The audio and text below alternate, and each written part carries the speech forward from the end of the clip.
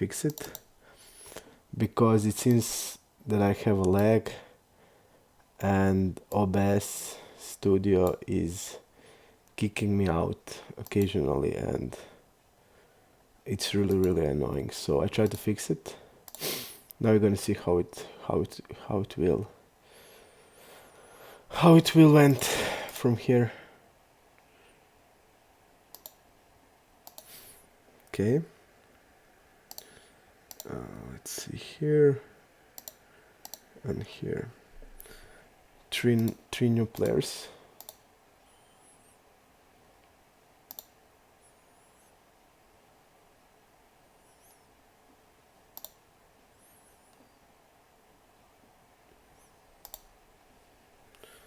This is the new raffle. Degen and MG Dennis. Okay. Rafi, let's see him.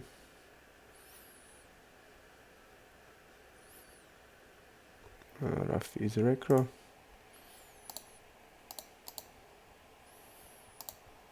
Fold here. We're gonna have script with the about records and everything, so try to use it.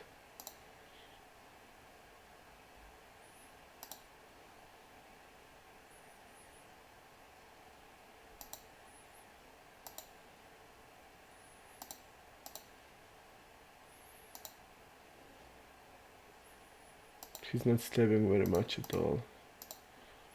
Let's see what we have on him.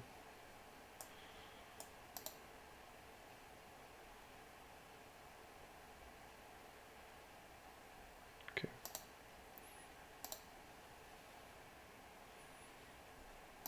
I'm gonna bet half here.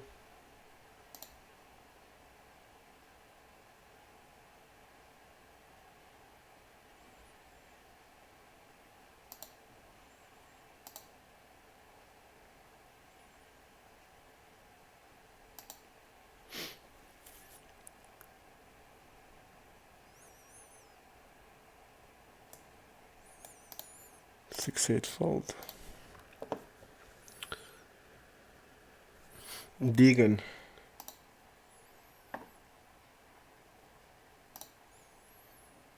Deegan is the reg we need.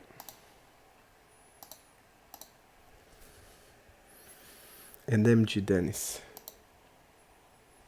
Let's see what we have on now about Alphys. Okay. Really 6%. Really big. I'm gonna forbid him.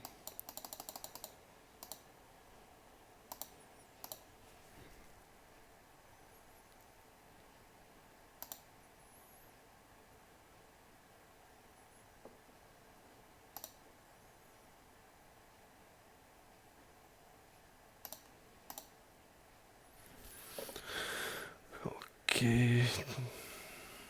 We have also Klima, Bonen. Again, a lot of players.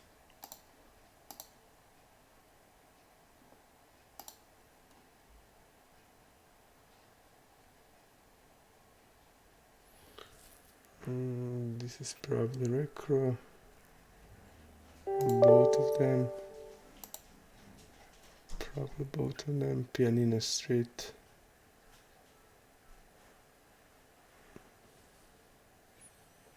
Pianina Street, okay. Recro, and this is Recro, ABC. ABC. Yep, both Recros.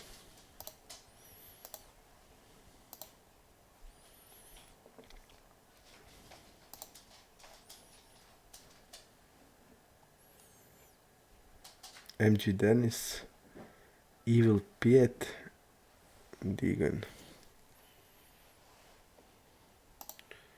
Is this guy, what is he rapping now? I mean, I just want to know. I mean, he's rapping now like 9x.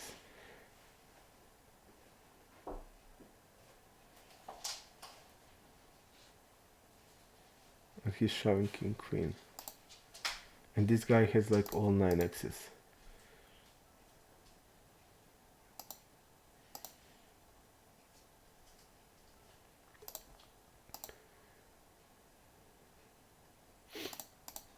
Kevani, let's see him. I think he's a recro, so yep, he is. He's the recro, so okay.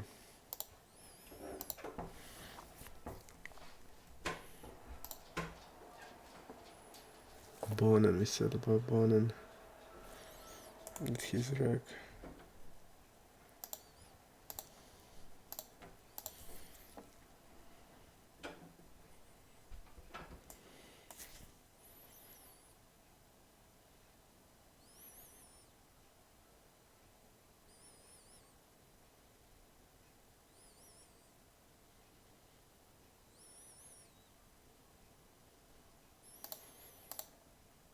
Four bet here. This is easy four bet. And get it in.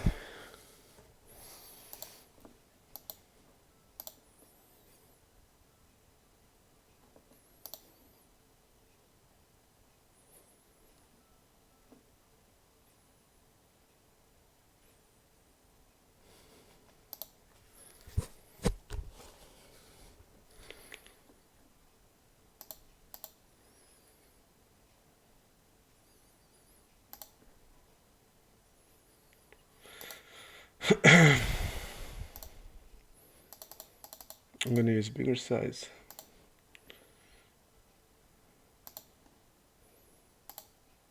Big Kahuna, we don't know. Seems recro. Let me check.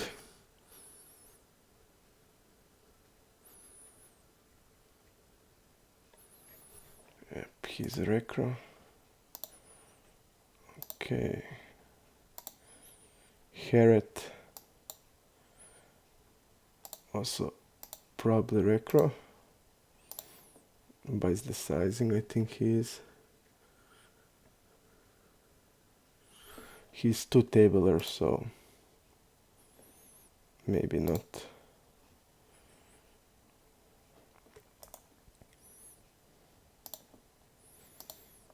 Dr. Sito. Dr. Sito.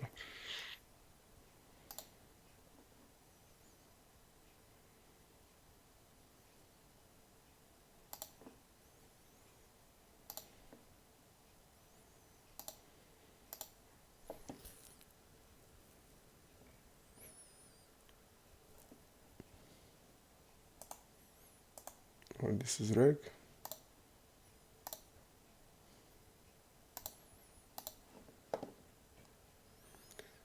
MG Dennis and Deegan. Okay. I felt pretty bad yesterday. I think yesterday I played really bad. And it has to do with the MTTs, so that's the reason why I'm not gonna mix any more MTTs. Because when I lose MTT, I just feel, I don't know, really bad. And Deegan seems to be reg.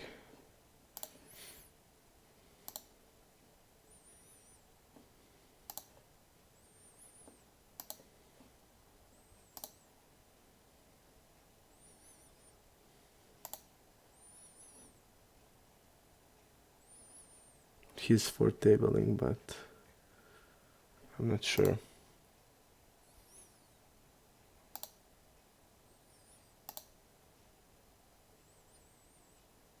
I don't even know like what call 3-bit range looks like.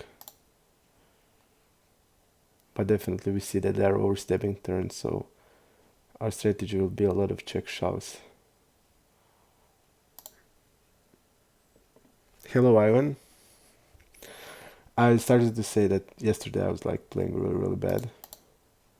And that's like mostly because of the MTTs, but because when we drop out of MTTs, like I don't know why, but I started to feel so bad every time. So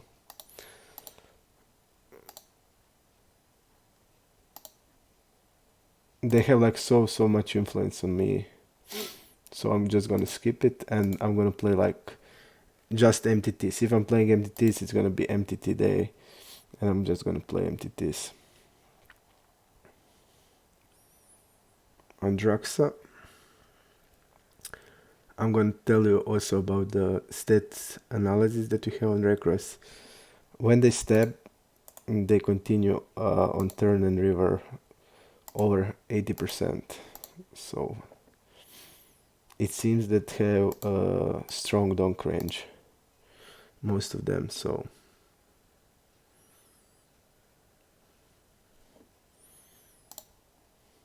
Rider's Rock.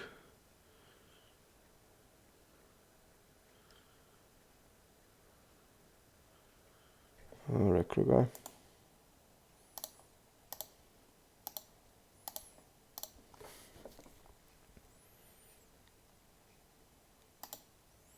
You see Rider Rock.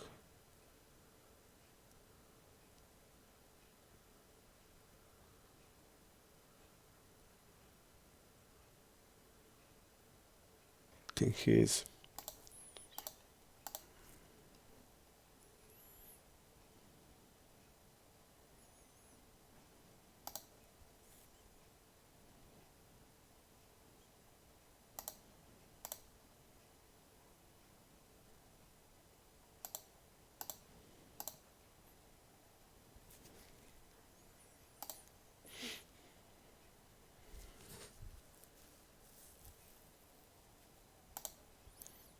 Let's see what you have about Subhub.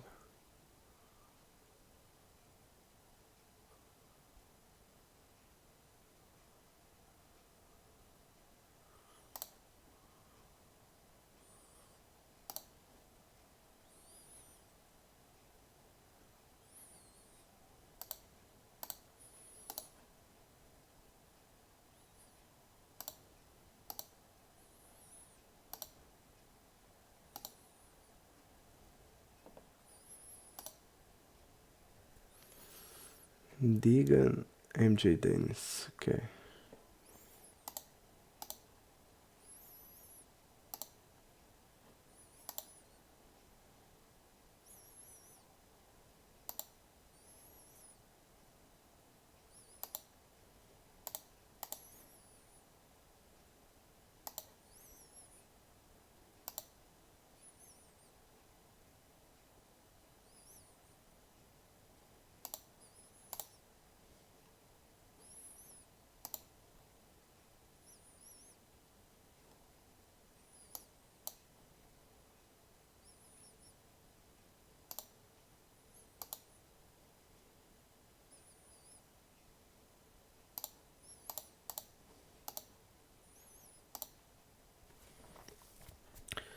London Boy.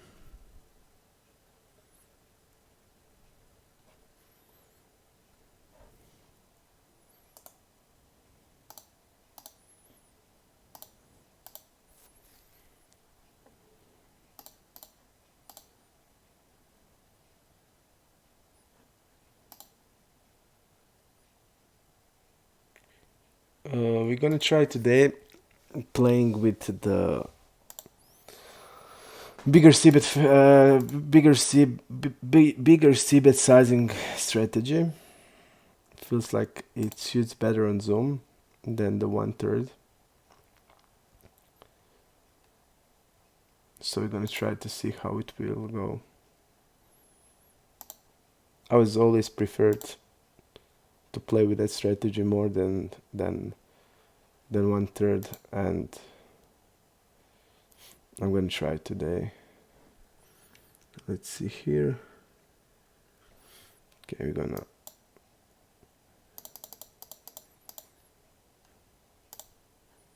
he's two tabler, so maybe reg.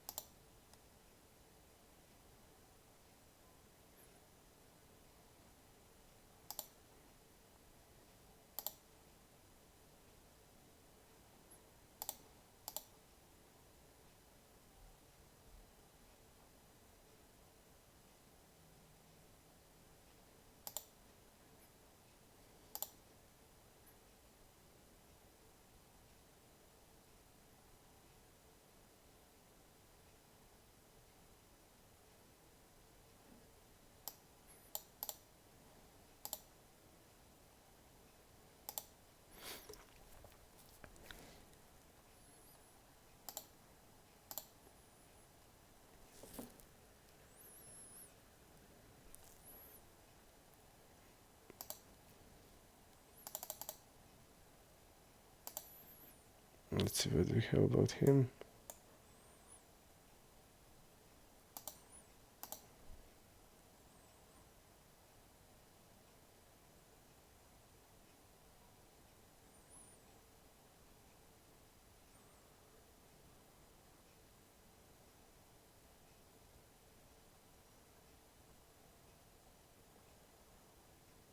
Okay.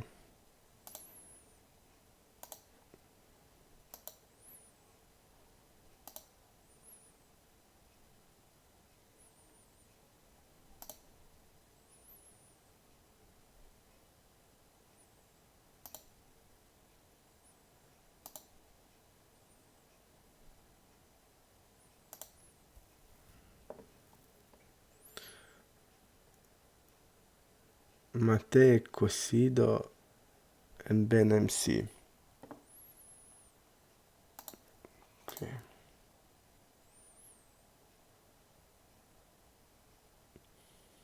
We have first one.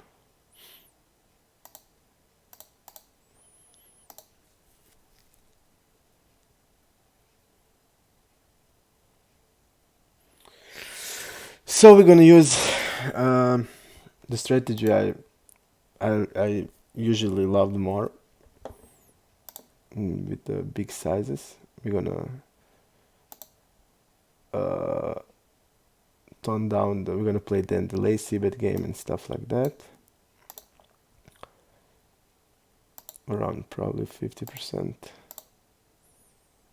betting big.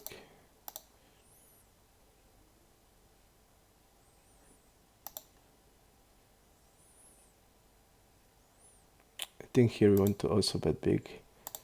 We won't have that much overbet range like we have in the normal strategy, because when you bet 1/3, you're gonna have a lot of overbets because you're gonna a lot of checks on the turn,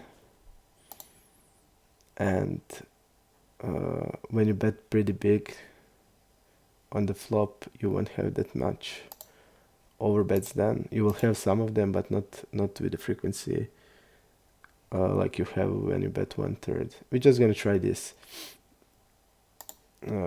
I think it's better fit for the Zoom.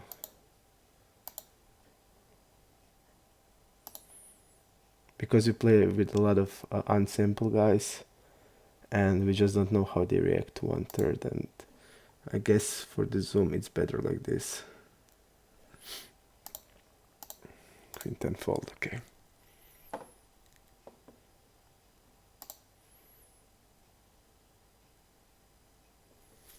Let's see, Jake Kersnar. Right, crop.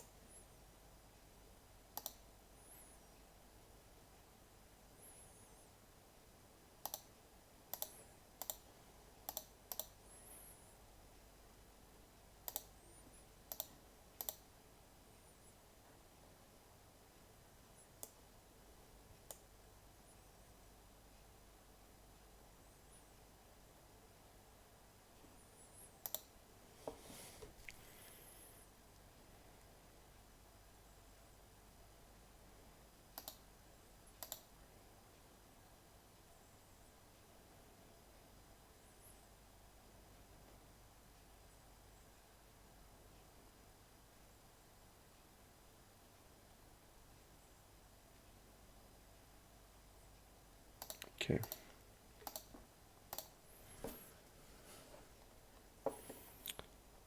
Even I like more strategy with Civetic 1/3 in position. I liked more that strategy, but you can do a lot of exploits by also having a delay c-bet range, and when you bet 1/3, you basically don't care about the check range at all. And I feel by the stabs, the way they are stabbing, it's really good thing to have a check range also. Okay. Eddie Berry.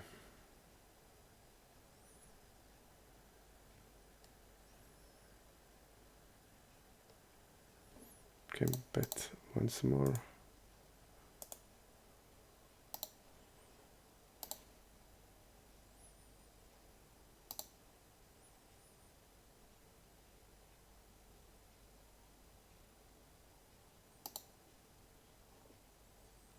Again, fish move, we just don't know. He should be like always checking here because queen doesn't improve his range. And I just don't know like about this type of plays. What he's now wrapping. I mean, they're like doing mostly for value from the stats analysis that I had, but really bad play. Here on the queen, I would bet ace-10, like 2/3. Queen doesn't improve his range. It can improve his range. He shouldn't ever have a top pair queen there. Only like a type of hand like a 2 pair with a queen. And that's also unlikely. Okay. Eki Yuhani. Hello, Magic Orange. No MTTs today, man. We're just gonna play cash. And we're gonna have a MTT day. Okay. When our fish included, I'm gonna have call. Okay.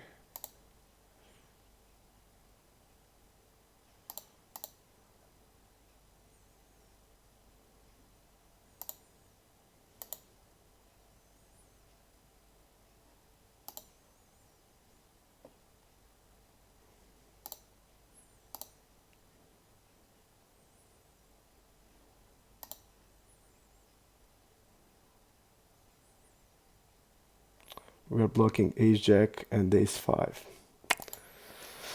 Oh, but unfortunately, I think it's a clear bet on the river. We block ace-jack, we block ace-5. Okay.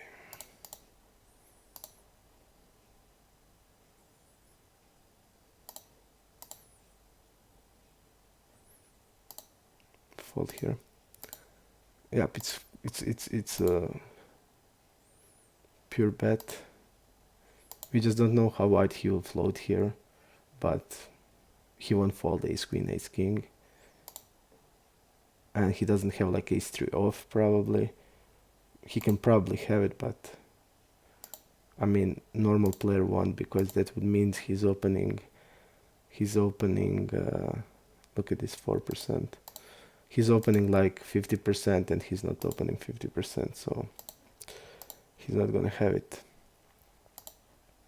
So we are basically losing, not always. Really, we are losing like really rarely. Okay.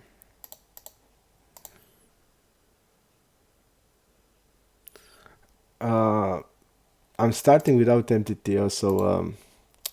I really like playing MTTs, but it seems like when I lost MTT, it's just not not good for my play. I mean, it seems like they're just bringing me a lot down. Okay. Let's see Tusi guy. Tusi. Recro. They're usually 3-betting like 6% here, like that's like nines. Ace queen suited broadways type. He rarely has suited connectors. Okay, him we're gonna 4-bet.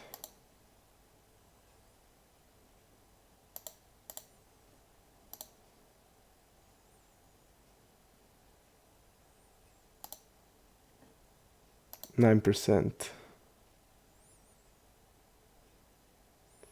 Folding to 4-bet, so it means he has bluffs, which is good.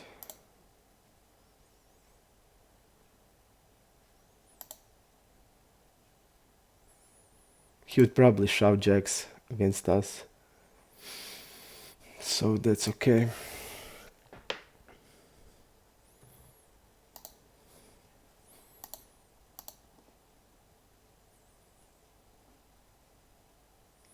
think he's gonna have like 8s, 9s, ace queen, suited like hands, like ace jack suited, king jack suited. I think we are basically losing here from jack 10 suited and 10s.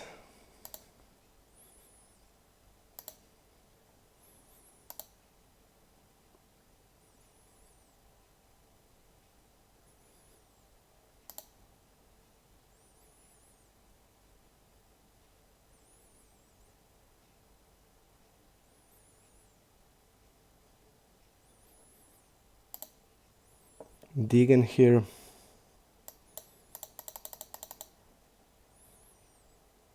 Seems really, really tight. Okay.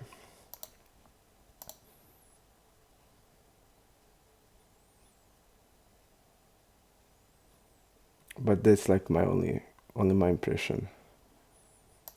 Here our range, when we look, doesn't have like ace jack off, doesn't have king queen off, so our range is stronger and we're gonna bet this a lot. We're gonna use bigger size.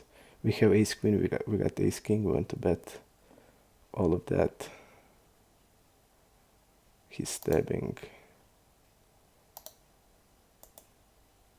He don't get draw here. I'm gonna raise him and go with the hand. Okay. King is very good for us. Ace queen got there, ace king got there, so we're gonna bet it a lot. Degen and Klima. Degen and Klima, okay.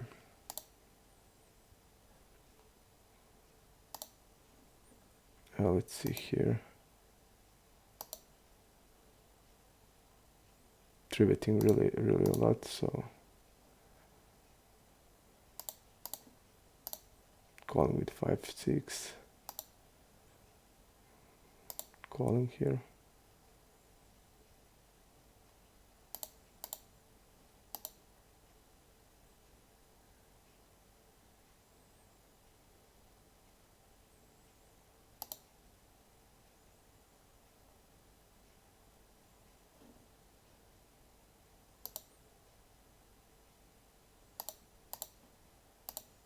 Okay, here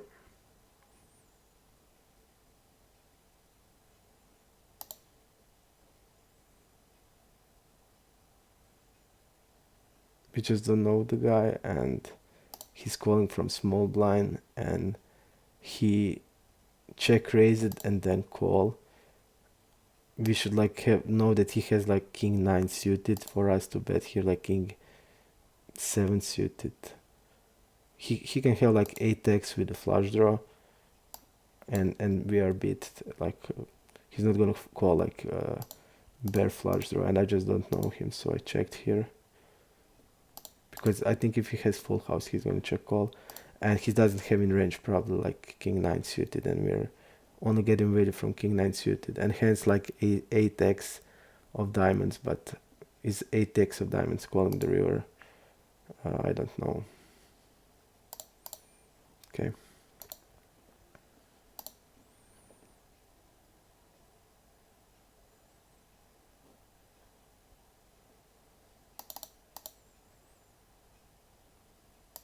We're betting all range here on this board.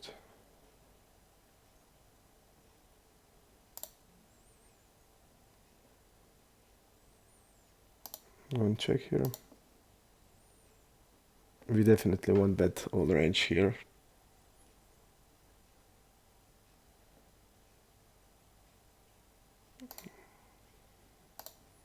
Have bet have here.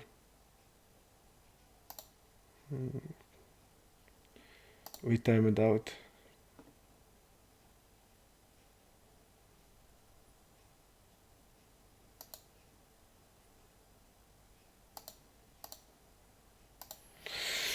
here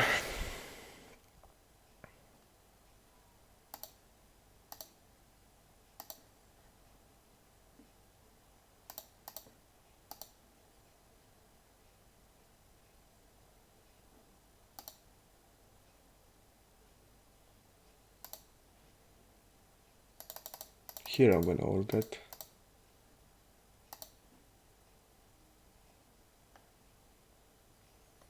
SS Sergio. We don't know him again. SS Sergio. Probably Recro. Okay.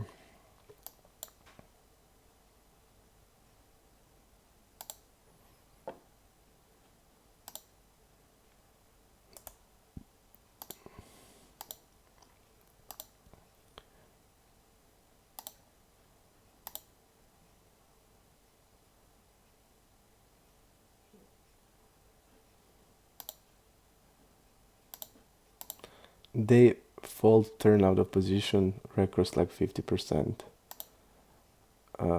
And they don't fold river that much. So they overfold the turn out of position, and we should they fold river like really low, in position like 20%. Let's see what we have about Alf.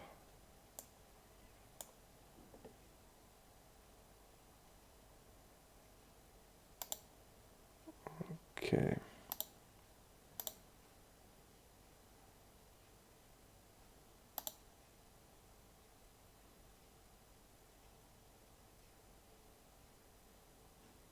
Okay, I think we need to call here definitely with this. Okay, he has ace king. It's too strong definitely to turn into bluff.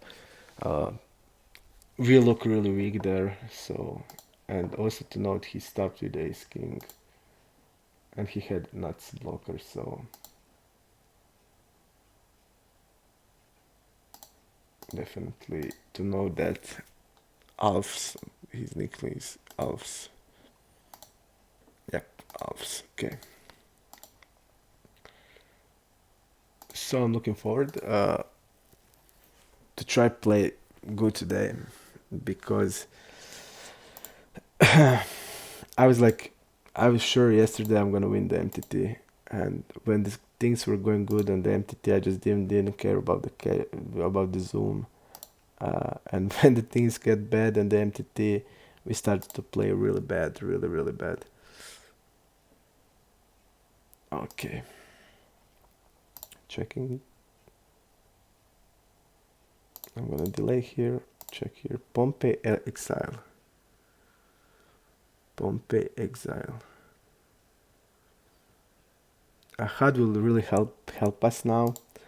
For example, because we have like immediately fold versus delay. We immediately know how people play their check ranges, but now unfortunately we don't have many sample. Okay, seems really loose. He probably even has like ace 5, ace 4 off.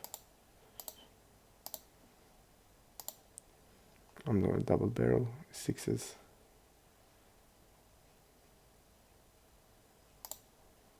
This guy folds a lot, so I think against him it's much better with the polarized range to 3-bet, because he's folding so much that our like middle strength hands should be call, and we should raise like 3-6 suited. Check here after twice. Let's see how much he check folds on the turn. He don't fold. Okay. But I think that he would definitely double barrel ace-6, because his frequency is very high. So we can bet and bet the river. Big blind versus cutoff.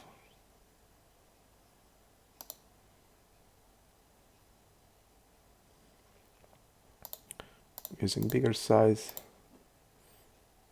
Checking here multi-way. Let's see what we have about him.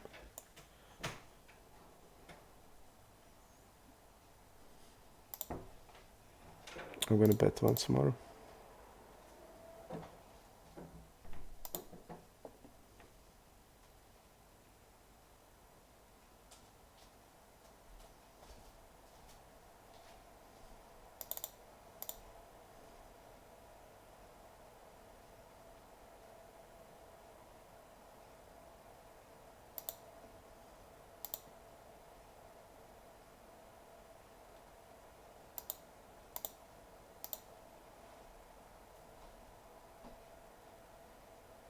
This guy will call like 6x's all pairs on the turn.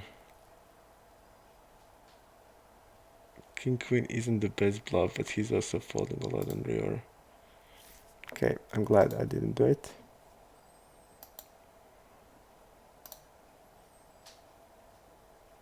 Tight range. Maybe 20%, 22. Like King 8 suited. Maybe this guy probably doesn't even have like King 10 off, which is nice. And also doesn't have 7-8 off.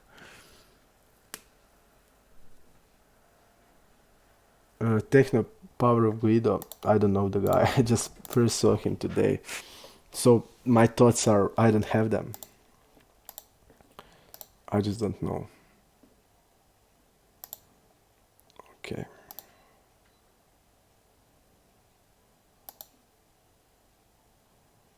Nicholas.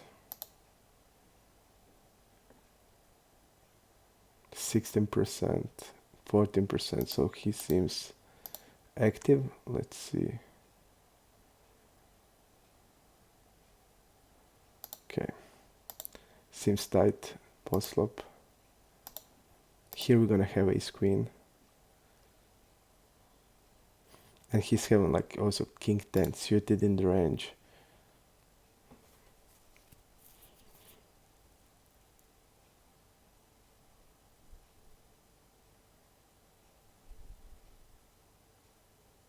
I'm thinking about our bluffs. How they look like. Ace of clubs. And maybe semi-draw, like a queen jack.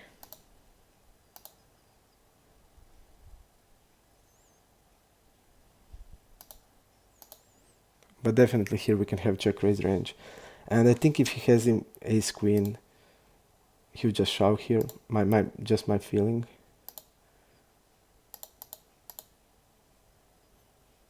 He's a recro. I don't think he knows that when we check raise that he needs probably call a lot.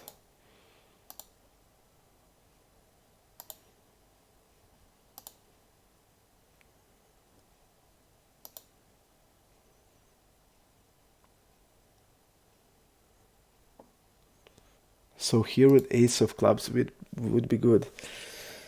Hello, Not Caddy. I'm gonna try to play good today because yesterday when I played bad, I felt really bad. I mean, when we lose like 10 buy-ins and play good, I'm just not mad at all.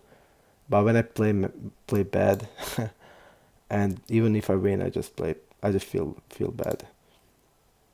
Okay, donk here. Okay, raise.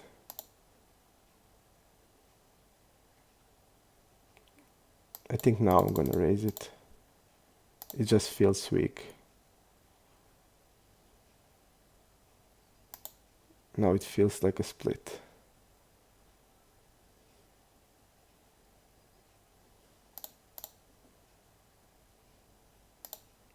Yep, feels like a split.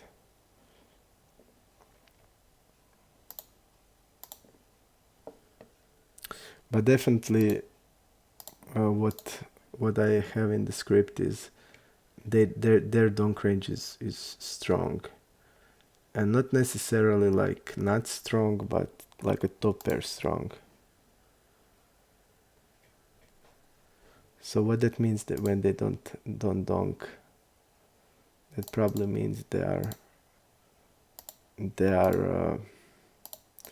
they have weaker range, and we should probably attack them more. And on the river they overfold on the big sizes, like 64% on bigger size. So that's also worth to note.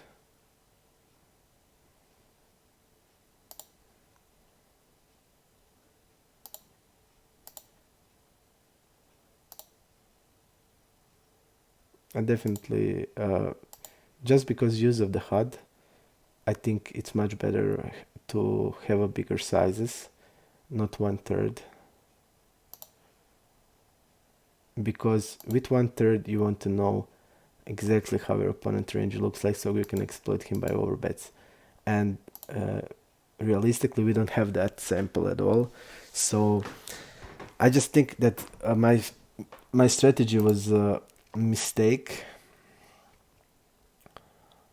because we don't have that range and we don't know how they react exactly on 1/3. So it's really hard to then exploit somebody with overbets, because I mean we can see like how they react to overbets, but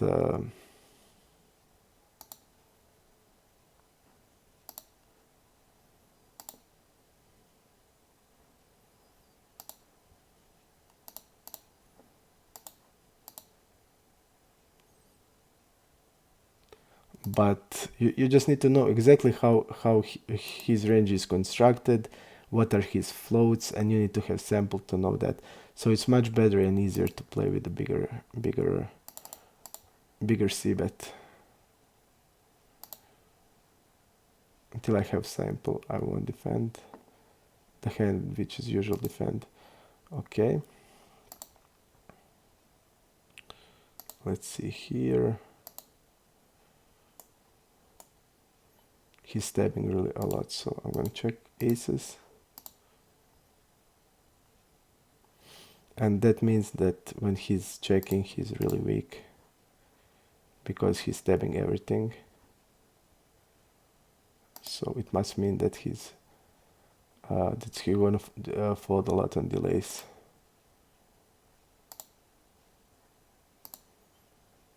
I'm gonna also try to speak in every situation how my range looks like, so it's easier to know why are we checking or why are we betting and how much we need to bet. Okay, we basically just don't know about the Deegan guy. We don't know is he a recro or not. He's playing 4 tables but has strange stack in all of them. Peter seems to be a nit. Not 1-3 but big blind, small blind in any position, it seems. X-dog.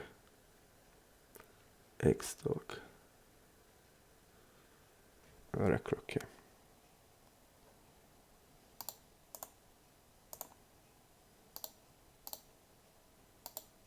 He's tone downing the size, which makes me feel we have definitely the best hand. I'm gonna bet the pot.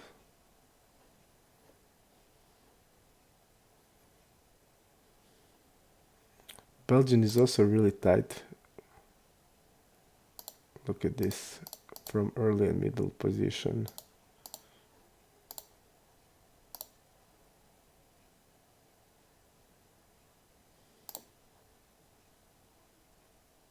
This guy.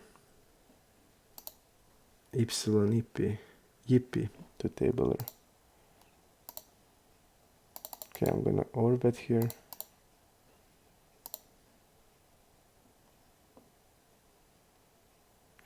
Watch comma is, I think, recro. think he is.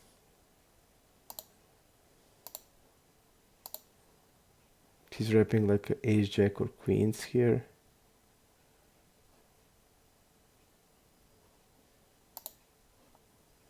Okay, I didn't see the river 9. He's now basically wrapping a queen. And I just don't see the queen that he can have. Queens are probably betting the turn.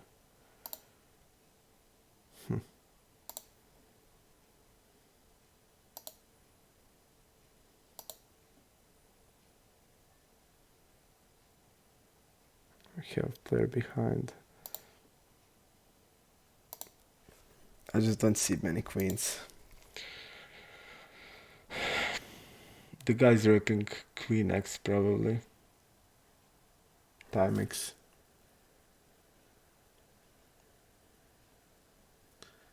When they stab, they're aggressive.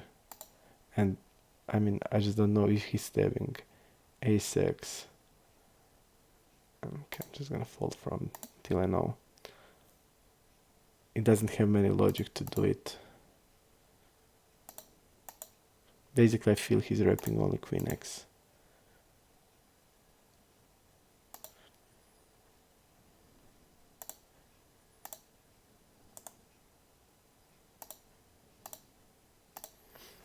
And we're gonna definitely just check really strong and check raise a lot because they're just overstabbing. And also what we are check folding. I saw from stats we are check folding more or less than 40%. And we check call, check fold on the turn. Turn is 30 and check call, check fold on the river is only 30%. So I just don't know how can they do it against us constantly. But they are doing it, and most of the time when we call we are behind.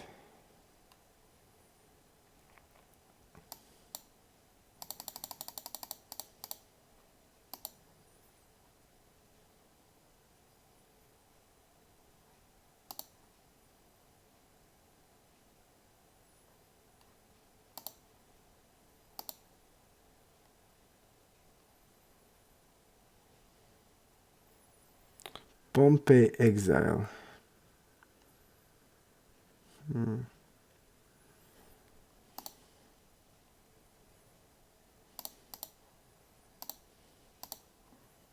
I'll enter now into the bluff.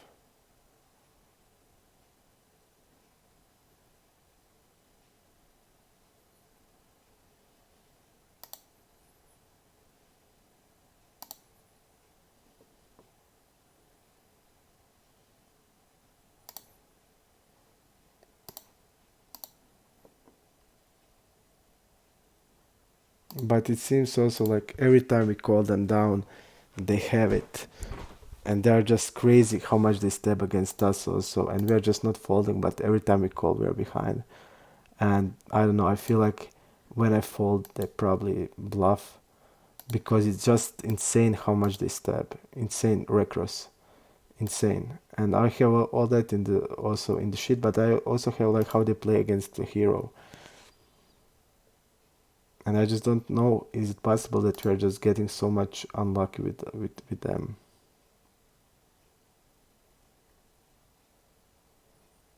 Let's see here.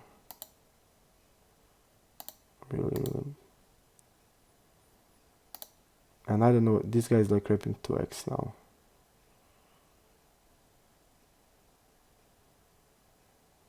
Basically, he only reps that.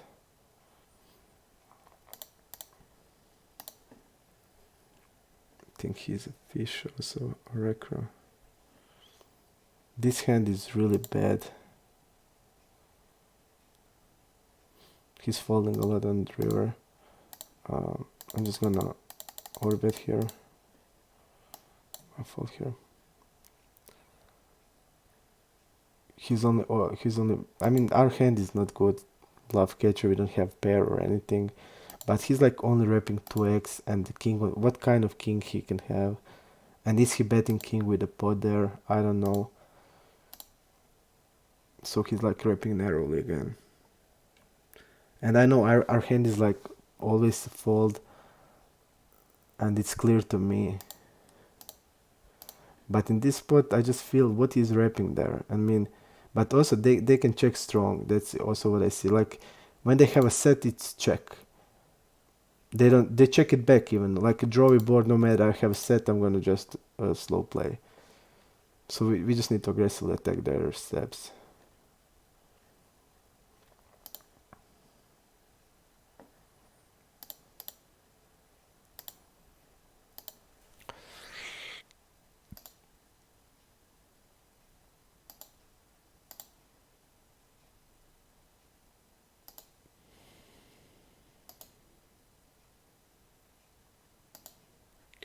For example, look at here. This guy doesn't have 4-6 off. He doesn't have 5-7 off. He doesn't have any 2-pair off in his range, and he's check raising here.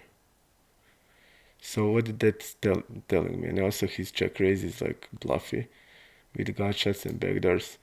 So that's telling me that if I have like anything here, I'm just gonna click it back. And that's like perfect for his strategy.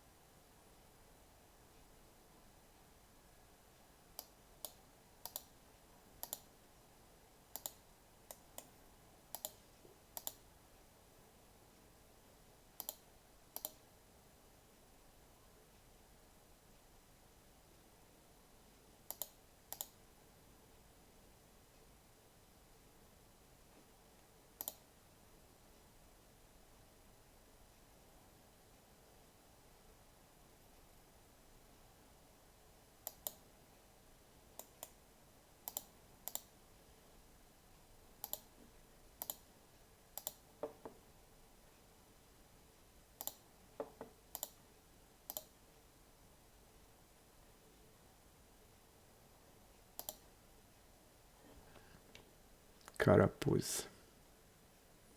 Two-tabler.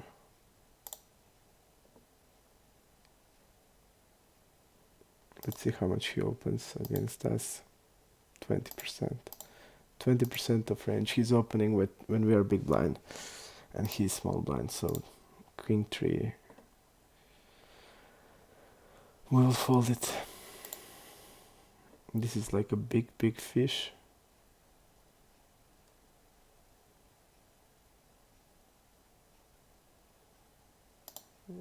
Really big fish.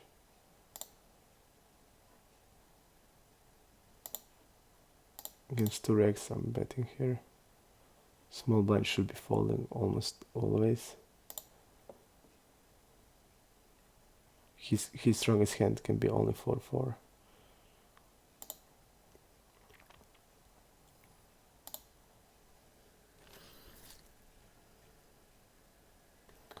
I think I'm gonna need to put Deegan as a reg. He's now 4-tabling.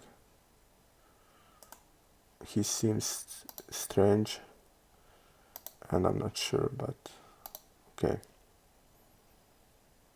Let's see how much he opens button when we are. He opens really much.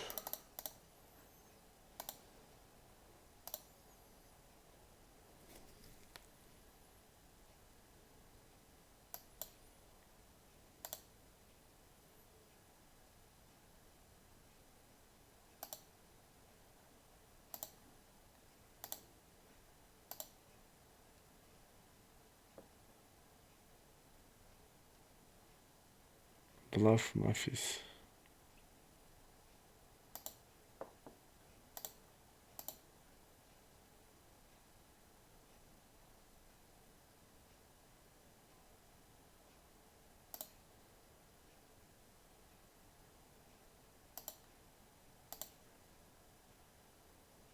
Just gonna bet here.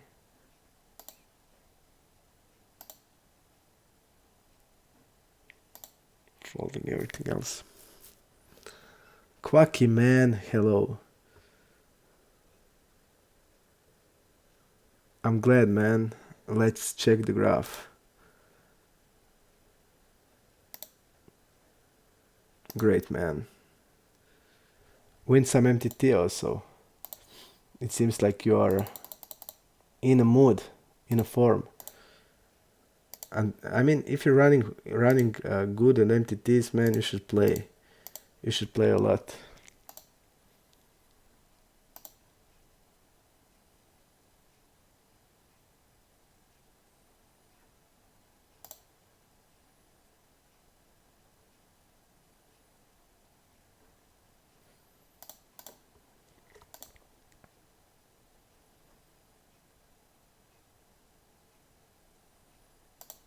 We have a very bad here.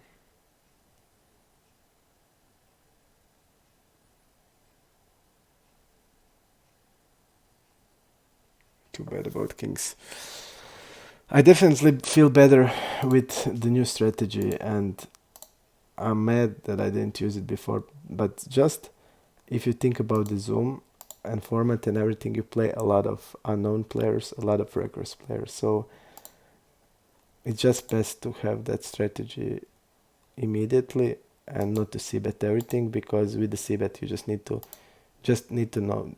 1/3 c-bet is mostly exploiting people, and to exploit someone you need to know someone. You just can't exploit like random people. It's insane. Even like we have shit, and we had shit yesterday, and every play that we made yesterday was wrong, and I was like looking at the shit. They're like, shit won't help you, man. If when you play like somebody is completely different, you know the profile. You can know like the profile, what they will do generally, but it doesn't mean a lot.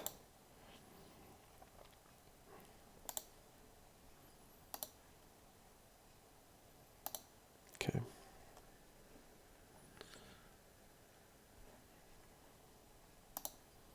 And I tried to do it, and the recross like against recross that's like was really bad, and I should like attack their weak ranges, and they have really bad check ranges, and by don't c betting all you just have many opportunities to exploit that ranges, like delay c betting them and delay c betting and bet river and stuff like that.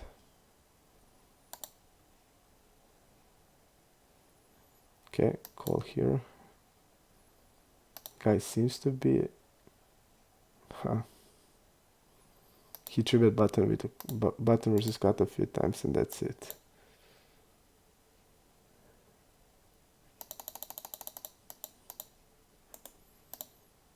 Fold here.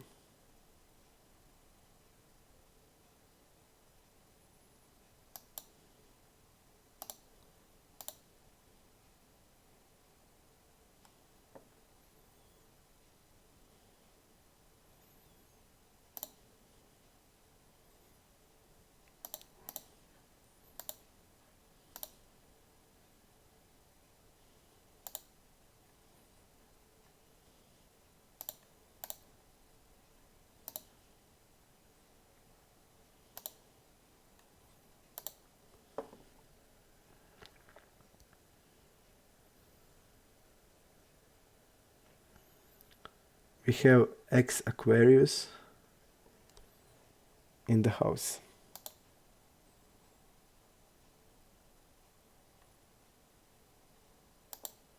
We're having check range here.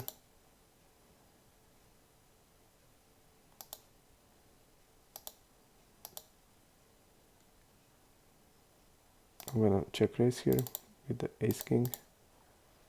He's folding a lot on check raises, so we're gonna use it as a bluff.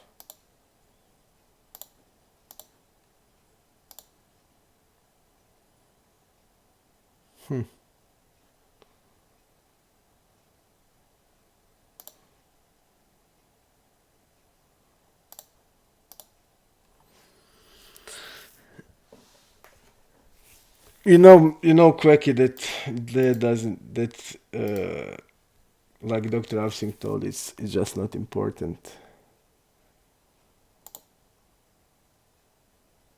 Like when you play live, just think about while playing live. There is no any line. Just you get the money or you don't get the money. It's just like that.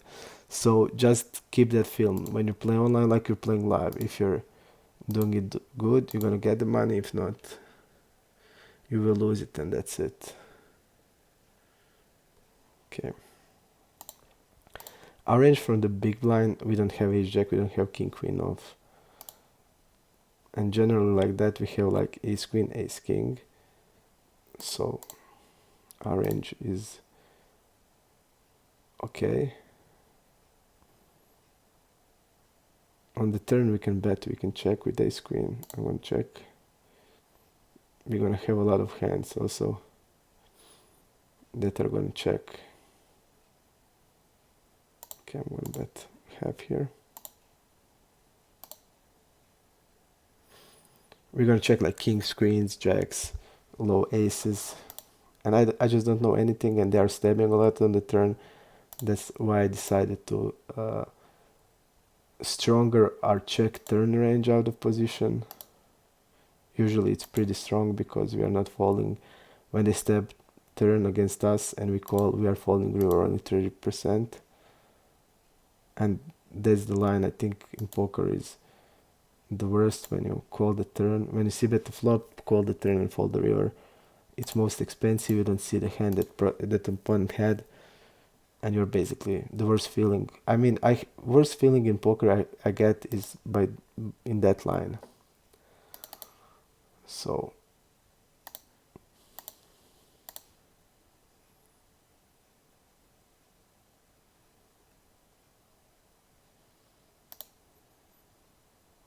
okay, bet 1/3 here.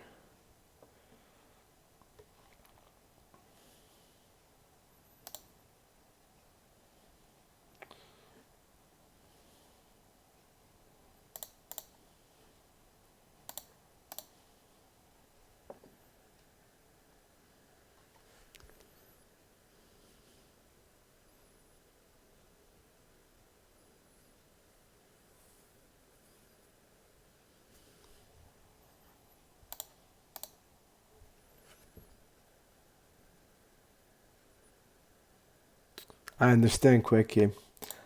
That's why I play at night. I always like to play when she's asleep.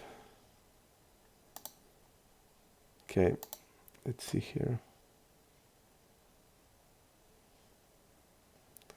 Only 1 out of 11 times. Button versus cutoff. Let's see here. Small blind versus button, he is doing it, but only once out of 5 times cutoff versus button. Let's see what I have on him.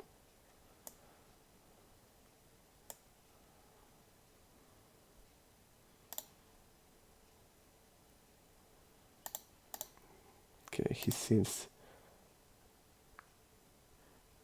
that he's not doing it a lot. Let's see the Carlos die. Really strange nickname.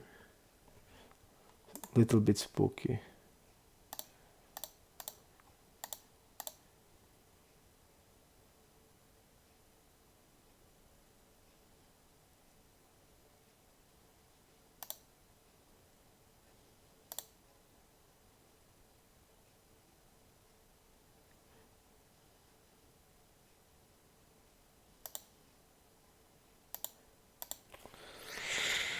Also here I don't understand the low sizes. That's telling like he wants to bet 10x.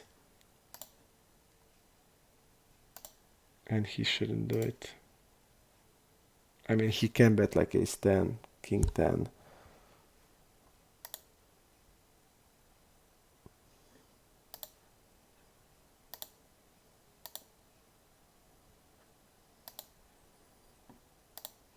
Then let me see how much they stab river. I also feel like it's too much caller out of position.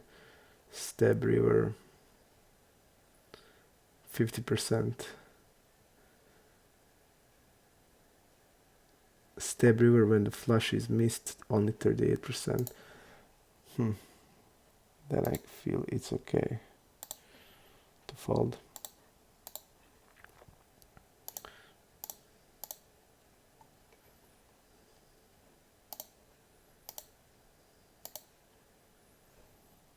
Three is fold, okay.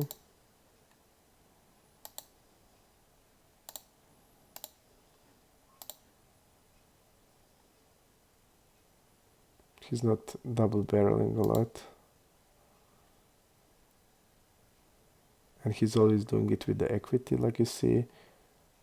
Or pertures like inside straight draw, stuff like that. So it's always equity.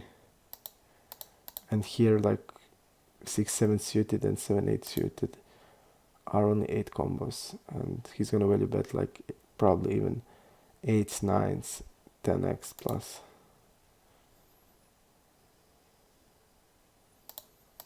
Okay.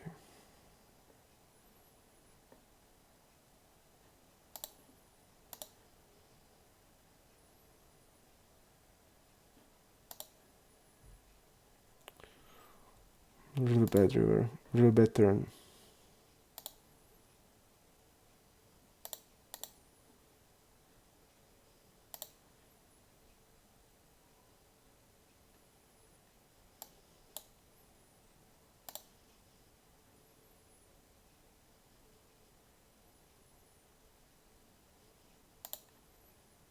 Yep, really, really bad.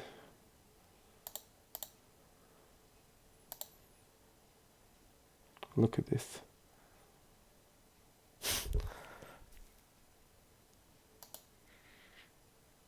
I mean, this is just insane.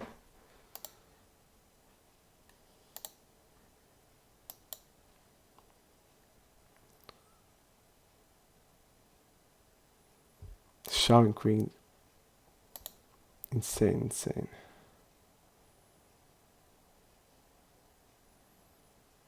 He's stabbing turn with all top pairs and 10-10s are bad.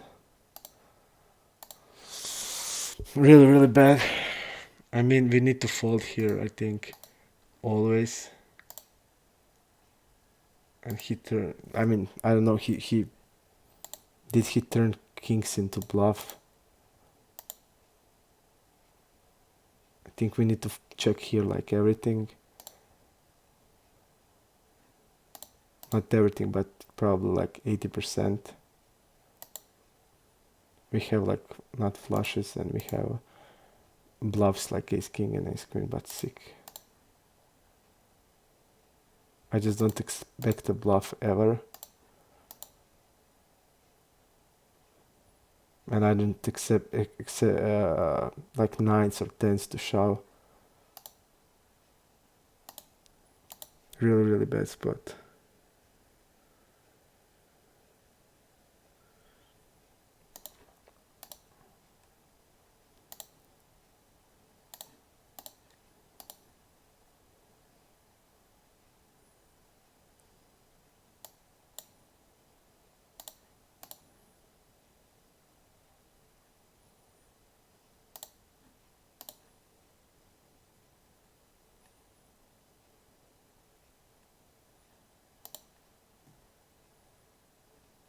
Let's see here how much this guy opens first time.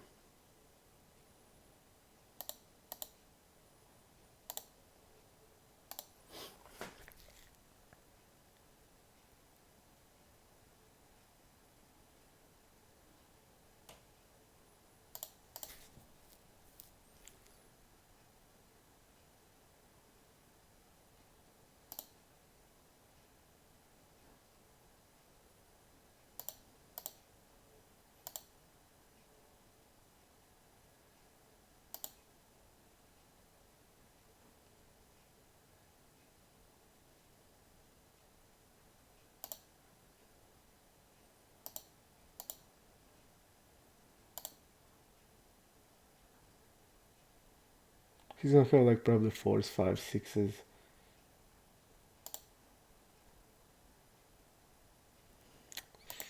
Now we can bluff. I think Like ace jack is much better bet than like ace queen and ace king here.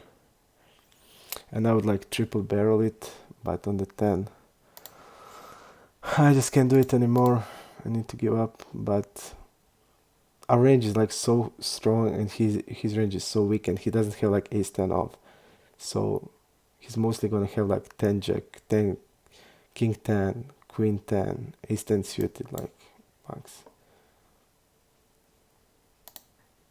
He called with the ace king, which is also okay, but he would probably fold the river shove, because if he didn't, like if the river is queen, I'm shoving. If the river is jack, I'm shoving. If the river is king, I'm shoving. If the river is ace, I'm shoving. If the river is like 3, 4, I would shove ace jack. Okay. Because our range has so much overpairs, and if you have like queens there and the river is king, I'm shoving queens. Really bad here also, but standard call. I'm still in the hand of the aces against king. I mean, he played it so like that and turned like he probably will shove, but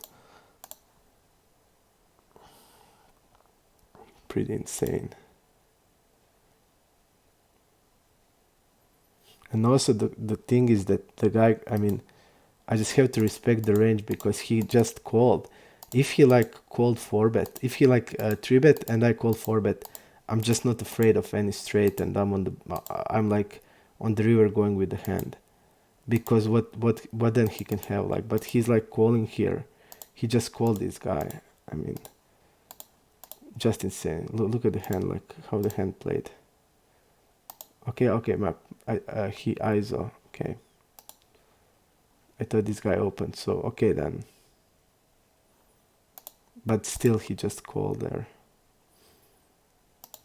Okay, I'm gonna do it like this. Definitely, in this spot, I just feel we need to check the turn. He's gonna have like so many 6-7s, and I don't think he's gonna raise them.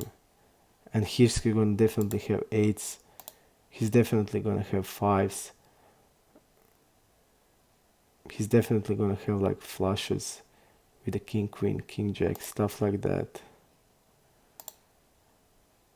And on the river, and he's now, when he's betting, he's wrapping like a straight and set and a flush, because I feel he would bet definitely with the set also. And on the river, and we also have like ace of hearts, so I just don't see like any bluff here. Just really tough spot for us.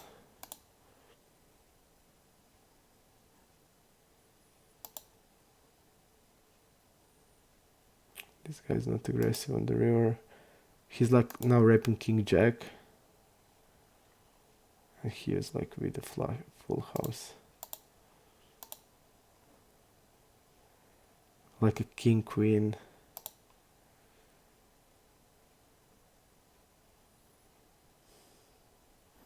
It seems passive.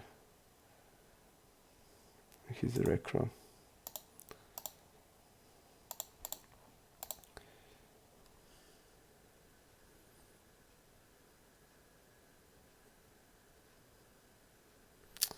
I don't know, card worker.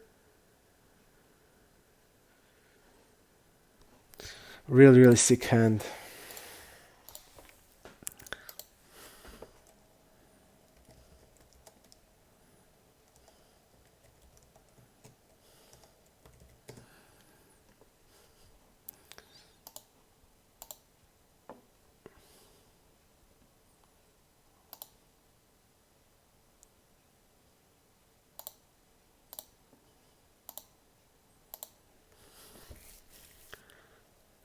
Really tough spot. Really tough spot. I mean, with that aces. I don't know, guys. I just on the river. I mean, if I don't have like that ace is of hearts, it's probably better. But I just don't see a bluff there. I mean, especially with the hand I have, I definitely didn't see the bluff ever. And I didn't I didn't think in my wildest dreams that he's gonna value bet in my opinion, like eights, nines. Okay, eights are straight, but nines, tens, stuff like that. I wouldn't dream that he would do it, and he did value bet kings.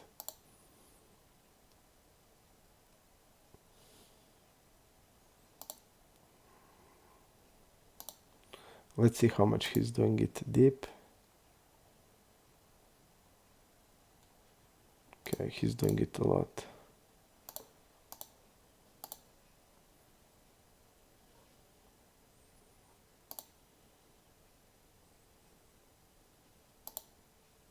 %16 deep.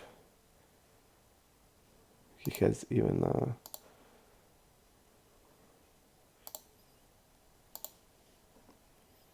check raising.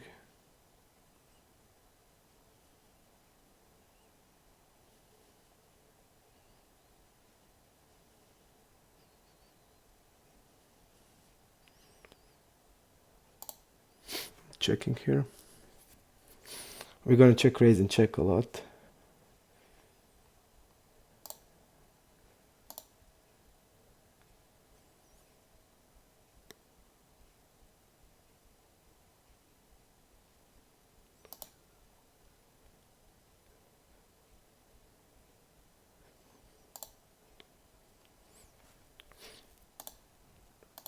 It played out perfectly for us.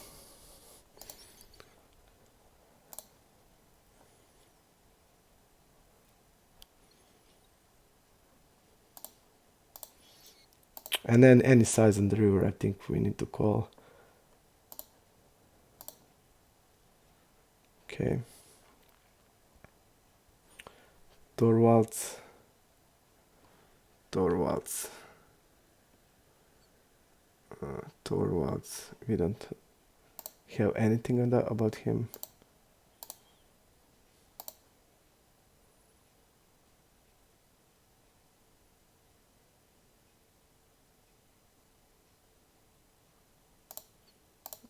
Okay.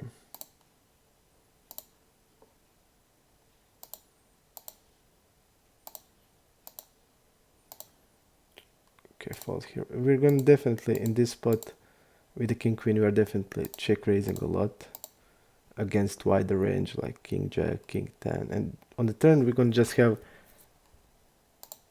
many flush draws like jack queen type of queen jack about clubs, stuff like that, and then everything that on the river on the turn we're going to check really a lot because we're going to hit that jack, we're going to give up with some of the flush draws and we're going to check them, we're going to even call some of the flush draws like with jack x, with the ace x, and on the river I decided to check and he did have 4-6 off, and we saw his range that he has polarized range with many crappy hands, and then king queen is great.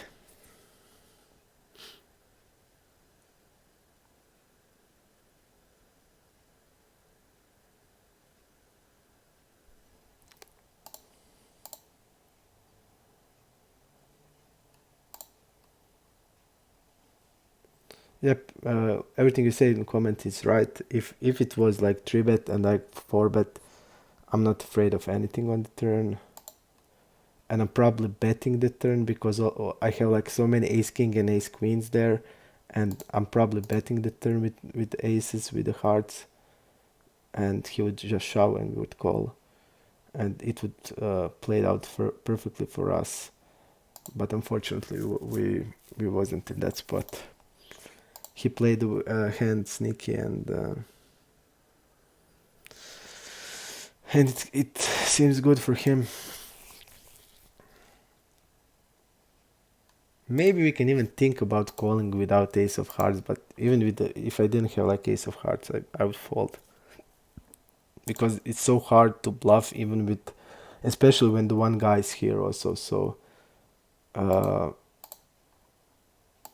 when this guy is also in, that fish, it's also changed because people will bluff less.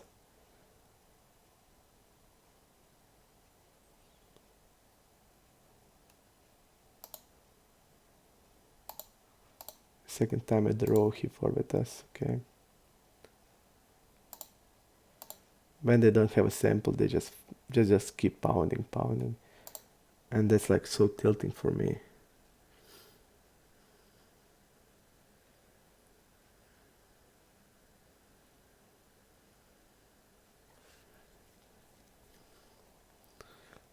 I agree, Hero of Justice. I agree, it can be done like that.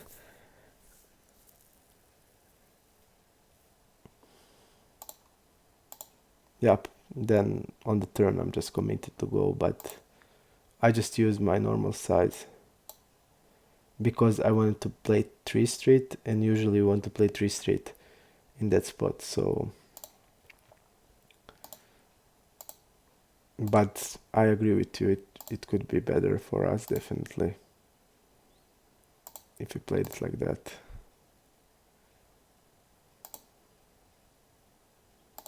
Definitely better.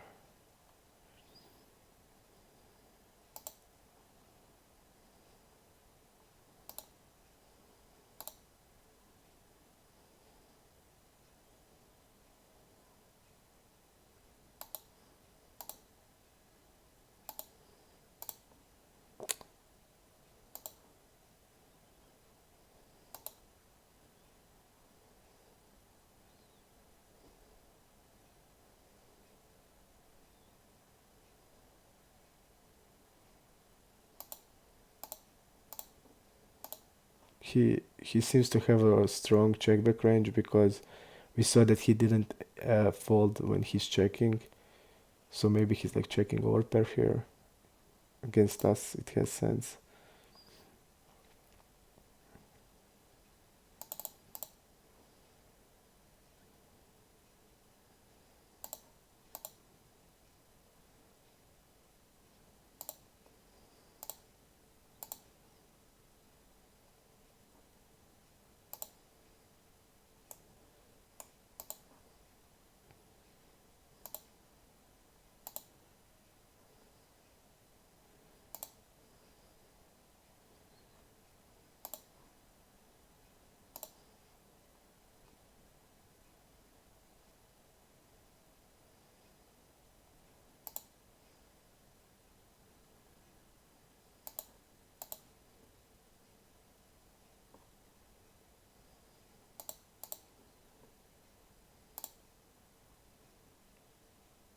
I'm gonna go up here.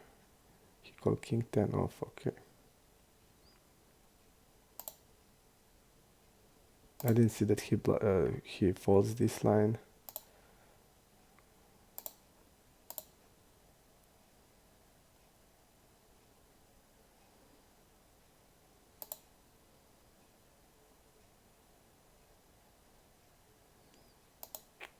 Usually this this turn would be a lot better for us, but this guy is probably, if he has like ace queen, he's gonna bet. So that's the reason why I should have a lot of raising range on the flop. My mistake here.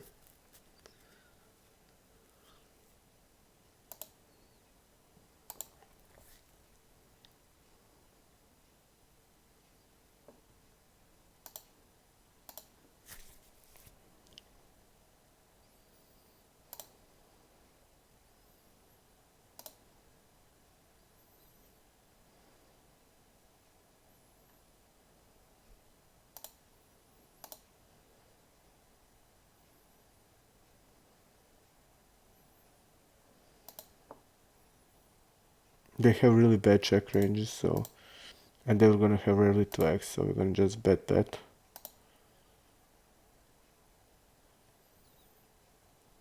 Just to try exploit that fact. Check here.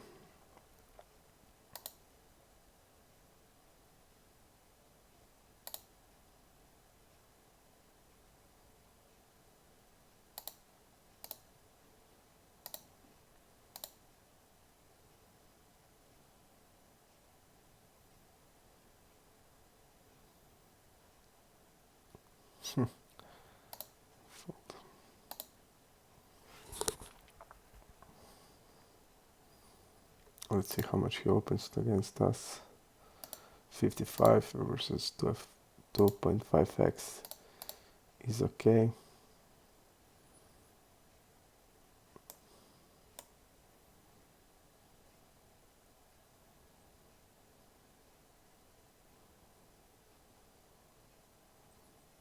Okay.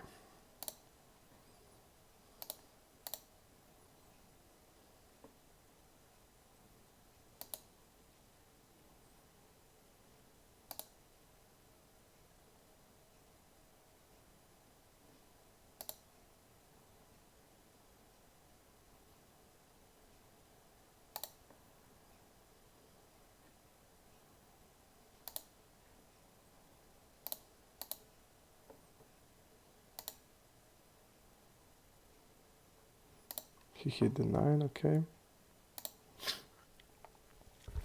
I'm just gonna make a quick pause after this hand.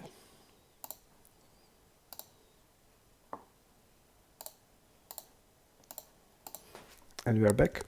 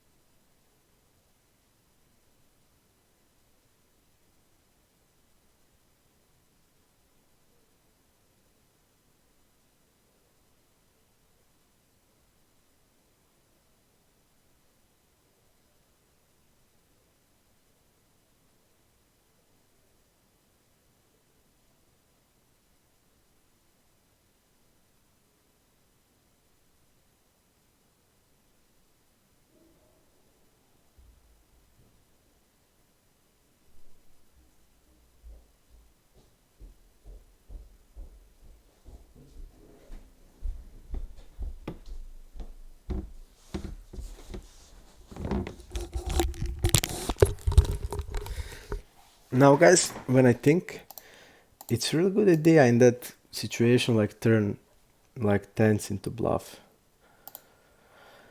or nines, because I think that people will give a lot of credit there, and you're gonna beat fish probably with the nines and tens, so it has sense. And when we check call, our range is pretty much overpair,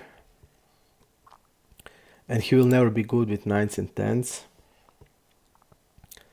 and basically he has so many value combos that I feel maybe the best thing is just really to turn it into bluff when I just think about it. I don't know if that guy think about that, because kings are pretty high.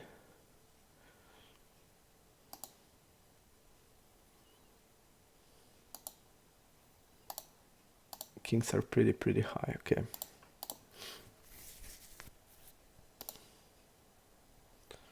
Let's see here.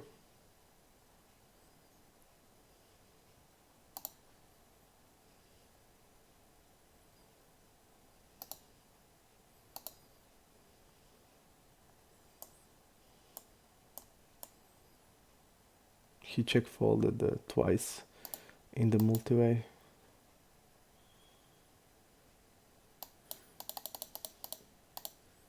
This guy is 3-betting versus early position a lot. Let's see if we have a raise here. No, we have just call.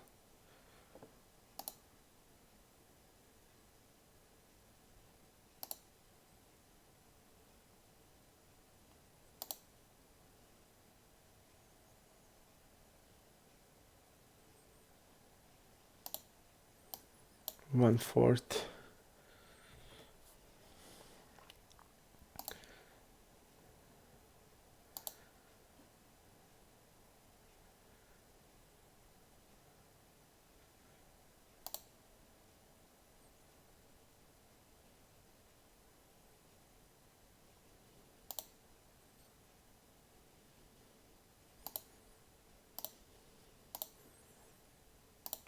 When he calls here, I'm gonna bet once more.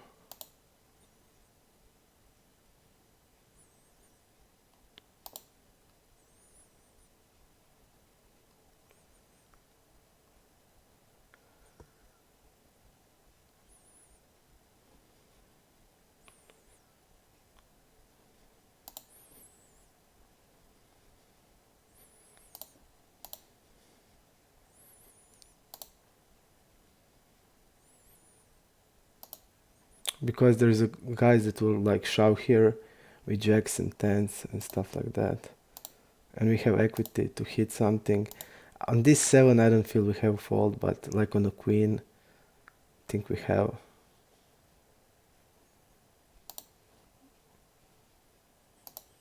Let's see here. Well,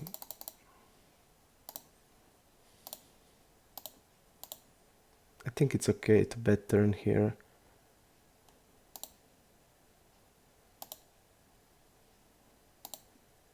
Especially when he's not showing this, we're gonna realize equity, and that's really good.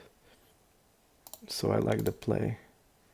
And on the river, I don't think we can shove. Because I don't think he's gonna fold like 9s, 10s, and stuff like that. Look at this size. Again, insane size. Call for bet. He had 10, so he's basically committing himself, so.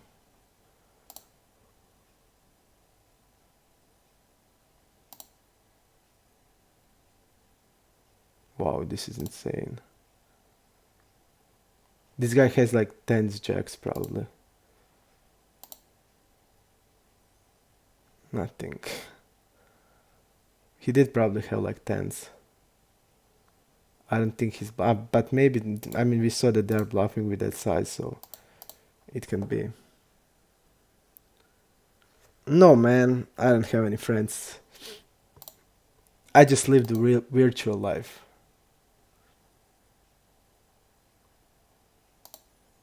Only virtual life for me. Timex 16. Recro guy.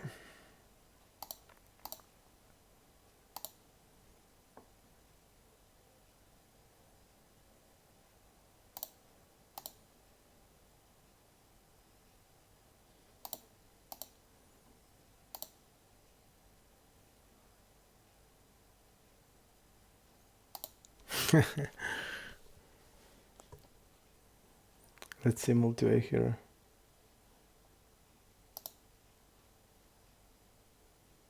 Okay, 12%. Let's see here, multi-way. He didn't bet that much multi-way, so okay.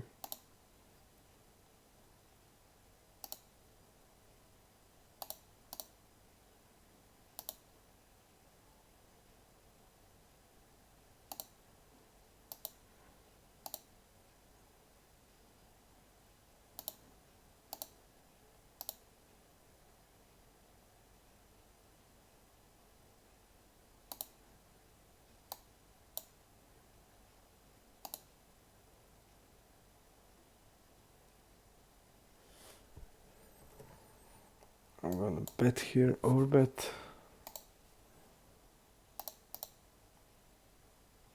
Feels like 7s, 8s, 9s type of hands. He would double barrel jacks, queens.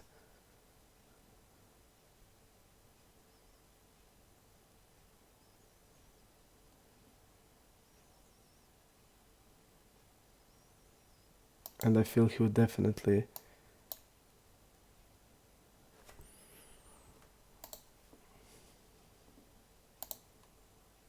sixes.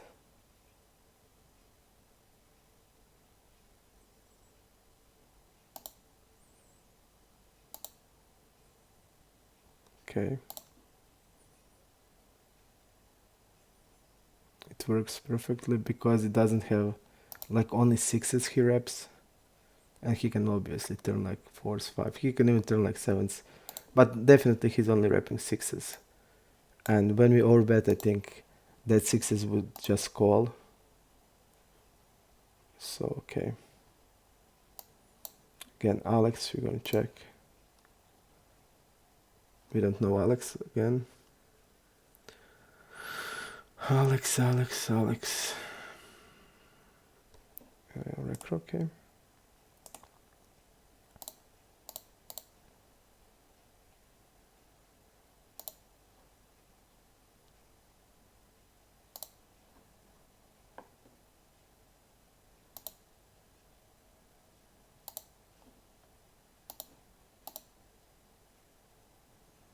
I like the half size. Maybe a little bigger. Okay, I'm gonna float it. 17%, so he has ace jack off. Also, bet small, check floats river a lot, so 1/3 is okay. This guy looks also, isn't it? Really nifty stats.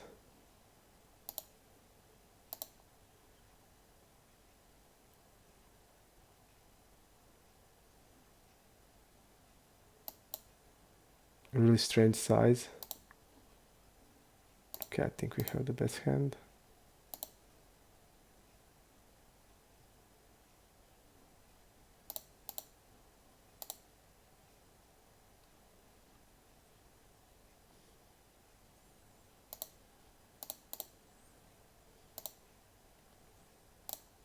Let's see what he had.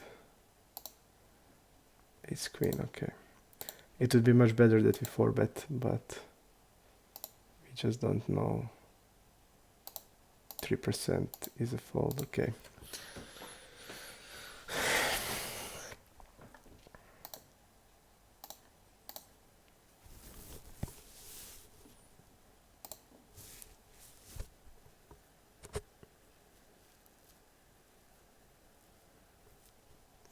Apologies accepted in Rishka.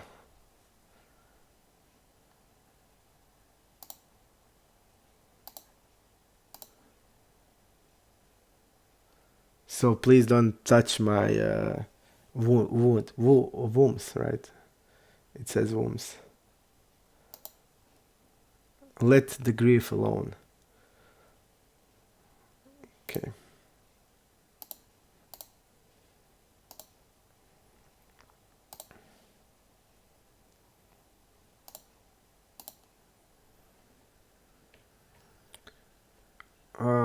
GP Taurus, Nikki Pierce. Nikki Pierce, why it sounds so familiar. Mickey Pierce is from Only Fools and Horses, that's why. But this is Nikki Pierce. Okay. Let's see how he reacts on squeezes. We don't have sample, okay.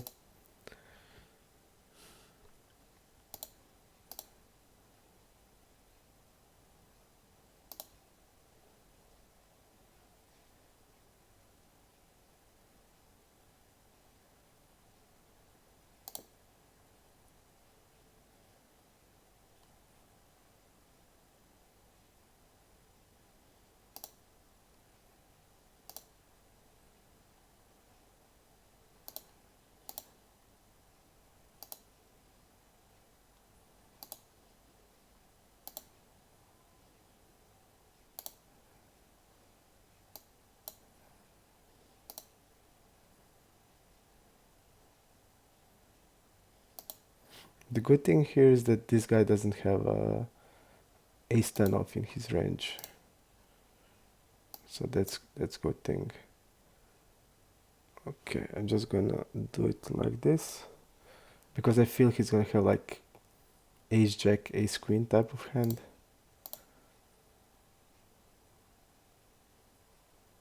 Okay, fold. I'm gonna give up here, just check that bluff. Spewy monkey. Having check range on this board. And fold with this hand.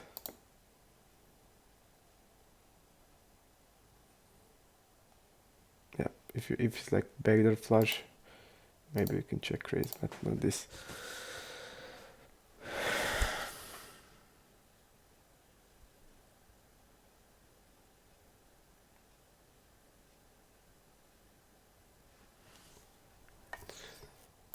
I don't even remember hand, man.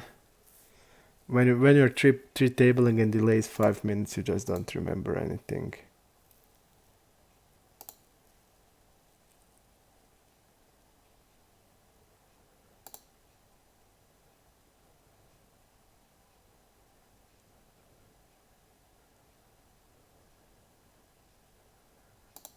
You just don't remember anything. Not the greatest spot here, but this guy didn't call 4-bet once. I just want to see what will happen. Let's see. Did we have ace queen? Okay, thought we had it in clubs.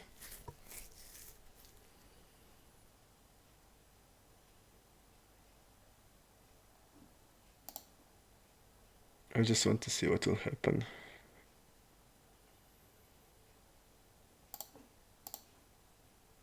Really strange here. Look at this. Really strange. Seb Hag probably doesn't have a hand because he's taking so long. Yep. Records just kills with donks and unlogical stuff, and you just can't range them at all. Even I have like that spreadsheet with all their like tendencies, but it's just so insane tendencies that you just don't think they're like for real. Okay.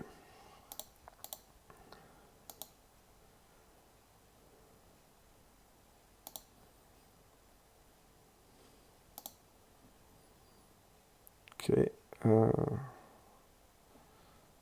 This guy on big blind is shorter. Okay. Gregor is the guy that's called 3-bet with kings, if I remember it correctly. And let's see the read we have on him.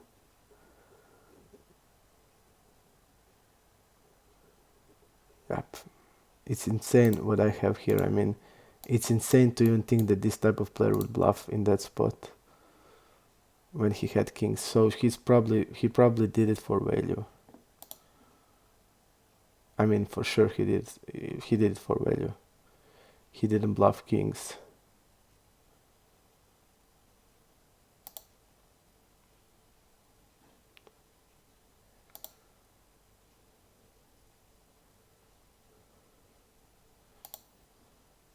Miro is definitely big fish. Okay, and this Kulix is also fish.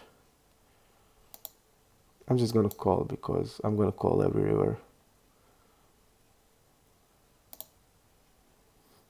He has 3-9.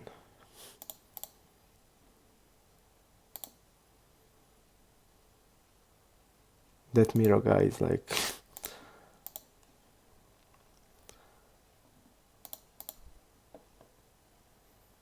there's like no words.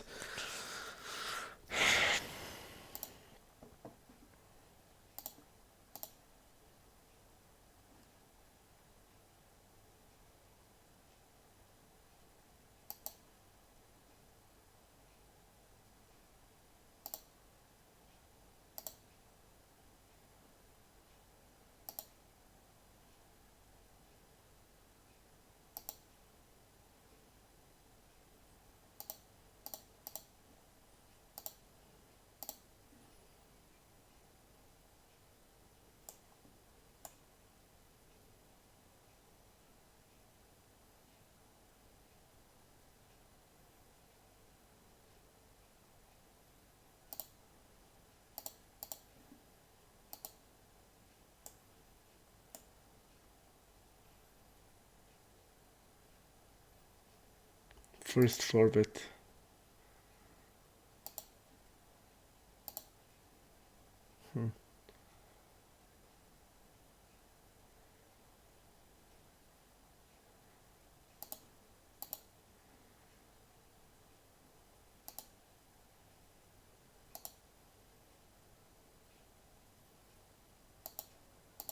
he seems tight and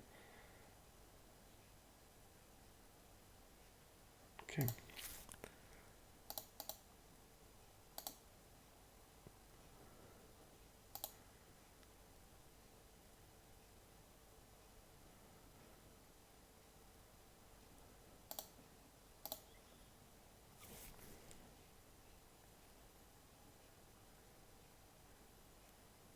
I didn't want to call with the ace queen. I didn't want to shove as a bluff because guy seems like first four bet. So okay.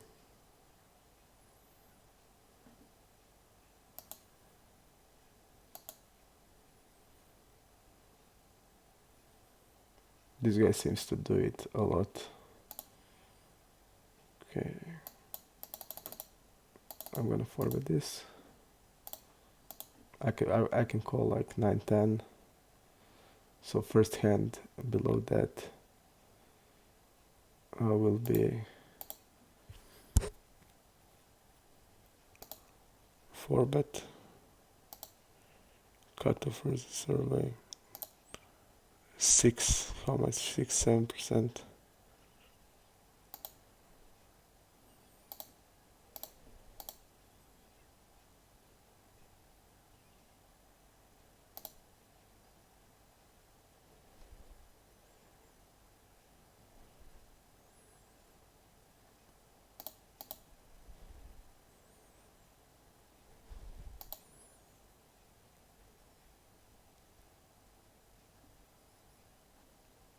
There's no way I can fold the turn.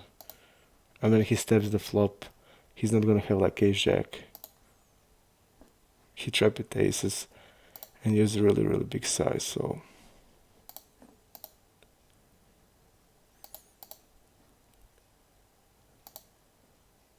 on the turn I'm not folding. He's having really wide range pre-flop, so he's probably gonna call with like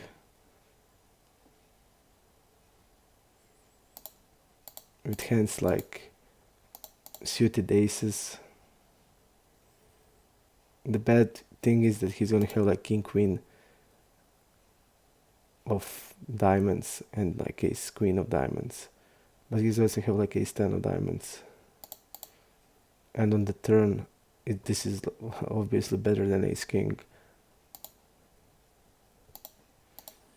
We just need to know that he did use really big size here.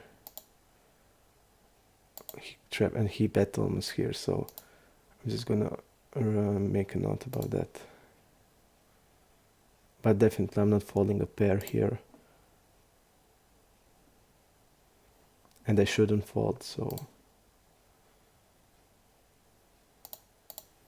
check raise here. But I'm gonna add a note because it seems like when he's betting big he has big hands, so okay, call.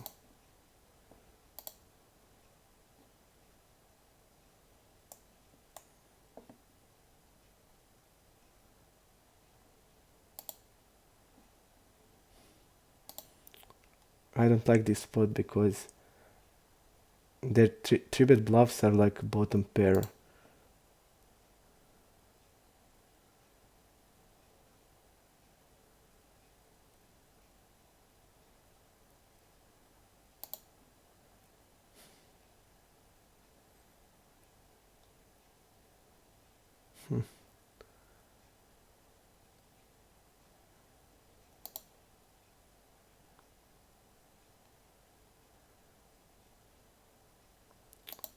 By what reads we have, we need to call against him.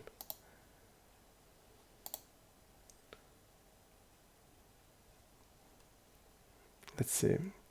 We had a read that he turned into bluff hands that doesn't have any sense.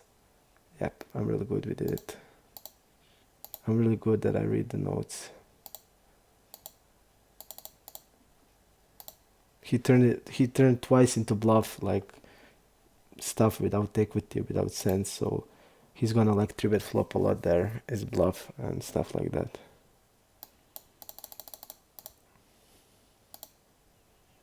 We are again against Miro.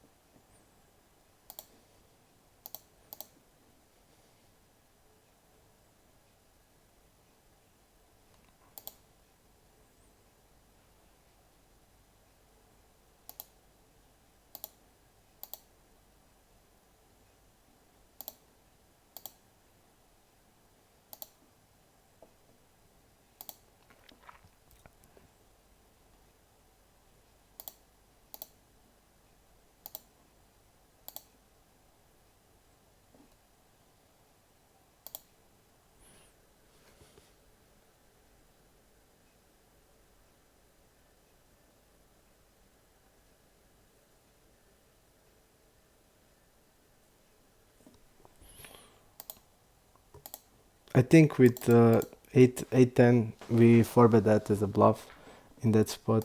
It's first hand we won't call. He's three betting like 10%, 12%. I mean, it's close. We can call probably, but I decided to forbet. And on that board we are checking, and he's stabbing really a lot, really big size. I decided to call, not to shove, and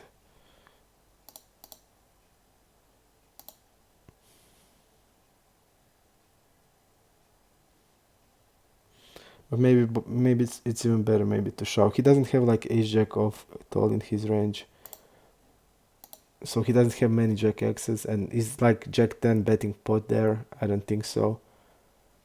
He's not gonna have like queens and kings because he's gonna shove that. He's gonna trap with aces, and that's okay. I mean, he's gonna have like we saw 10% not folding a lot on four bets, so definitely he's gonna have even suited connectors, suited aces. Queen is like little bad hand because his bluffs like with the backdoor draw can be like queen X, but when we have like a gacha attack with the and everything gonna have pot, there's no way I'm folding.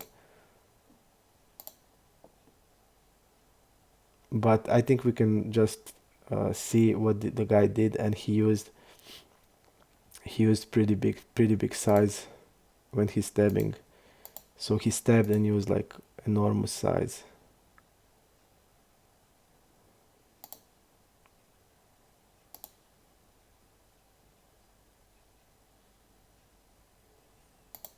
This guy doesn't double barrel at all. Out of position or in position.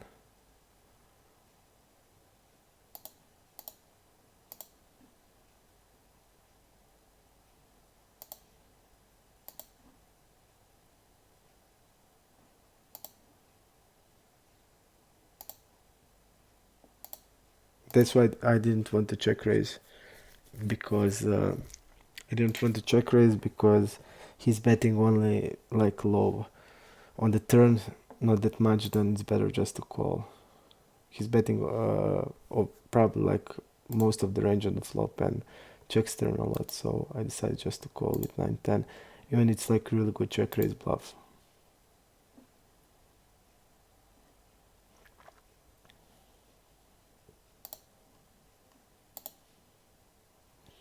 But also from what I've noticed, and I made the reads, but I mean we have like look at this about leads.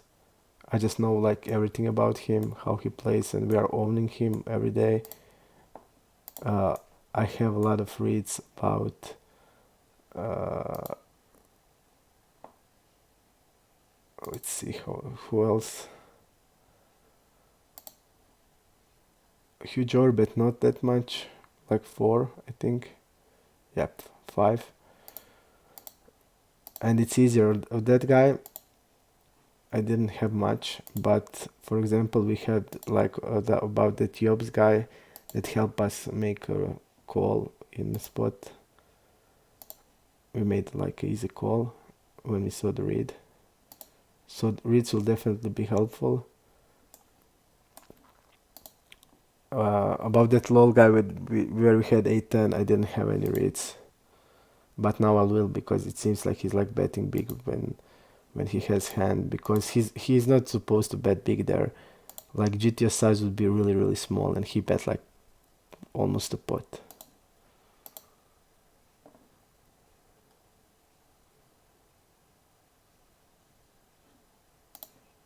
Okay.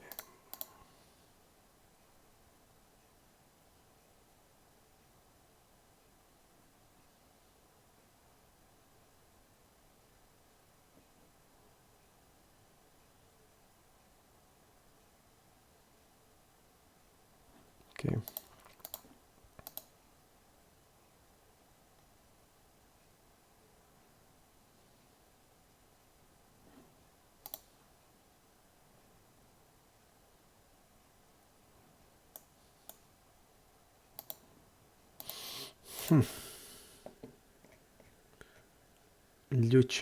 Lucio is for tabling.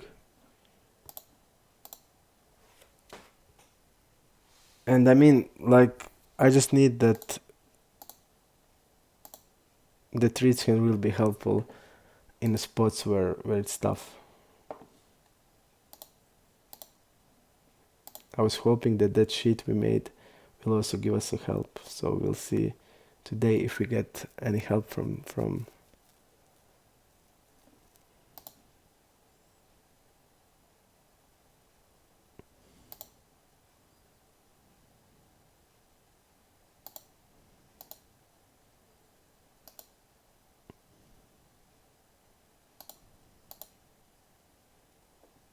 again against a known guy and Rekla guy.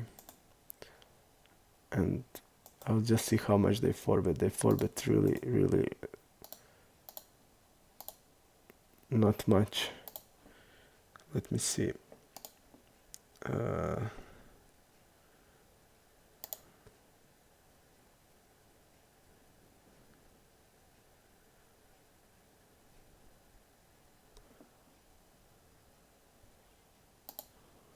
Look at this.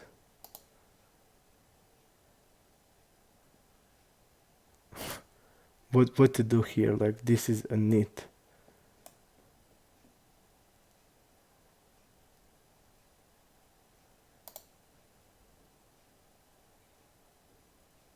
I mean, I just can fold queen jack on 3-bet, but his range is probably like 3%.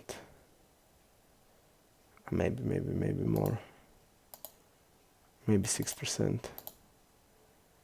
That means that has probably 9s, but I don't know. Feels really tight. And I feel against that range we should probably fold.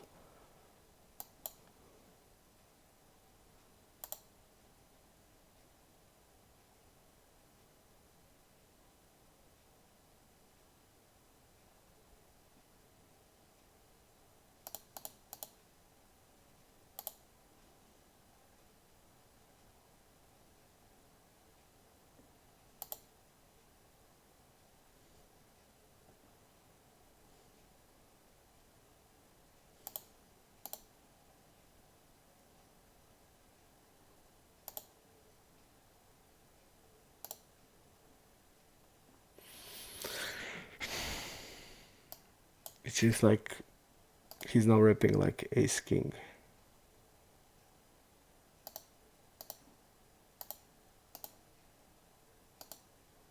Or like a tens.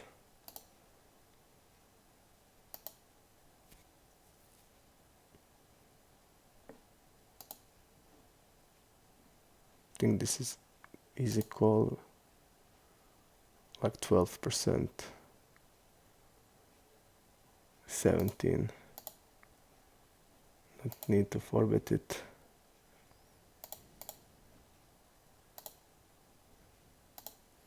Check raising here.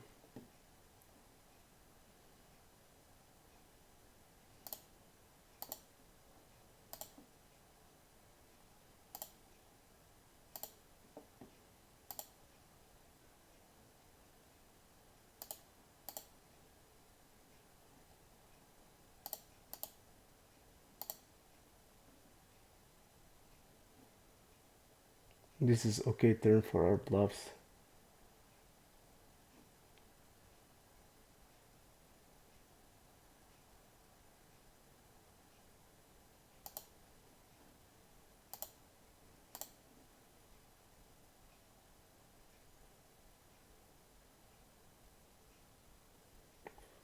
I'm just gonna jam here.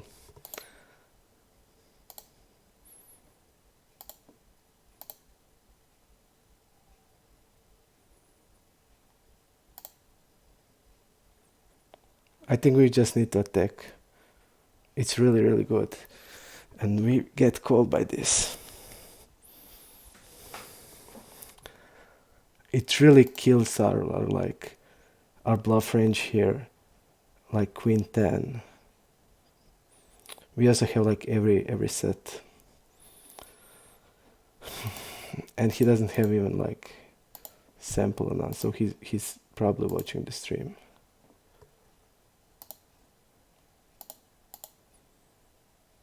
Because he called, like, people would say now, if I shout here, I don't know, Jack X, that I probably would like Jack 10, people would say, you're gonna call only by verse. You're not gonna ever call. You're gonna never be called by verse. And then you see like this.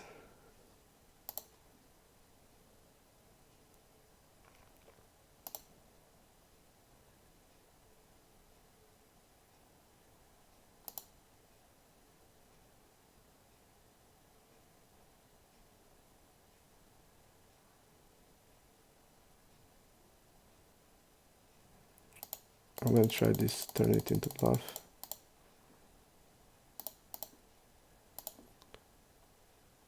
Really, really fucked up spot, but I feel here we just need to go with the hand. He should have like a lot of checks here. He's gonna have like, he's gonna check here. He needs to check here monsterly much, but he's like betting, and I'm check raising for that reason. He calls on the turn, definitely great turn for us. We're gonna have like so many. I would like check raise. Our jack is like a lot of jacks we're gonna have. I'm gonna bet like Jack 10 here. Like even Queen Jack of spade, that type of hands.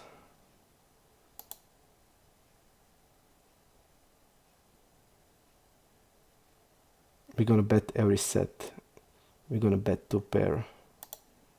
6, 7.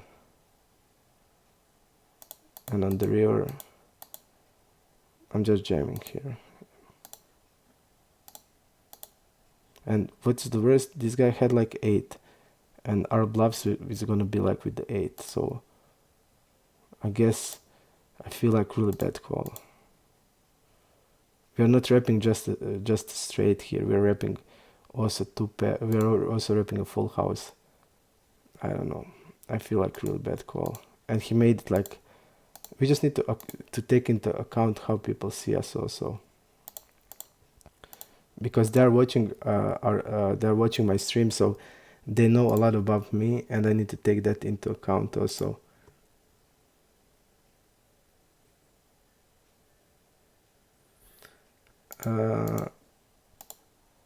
Okay, so I'm just gonna mark the guy as a, because to make that call and no sample, you need to know the person. You just can't call like that hand call against everybody else on the network is losing call by far.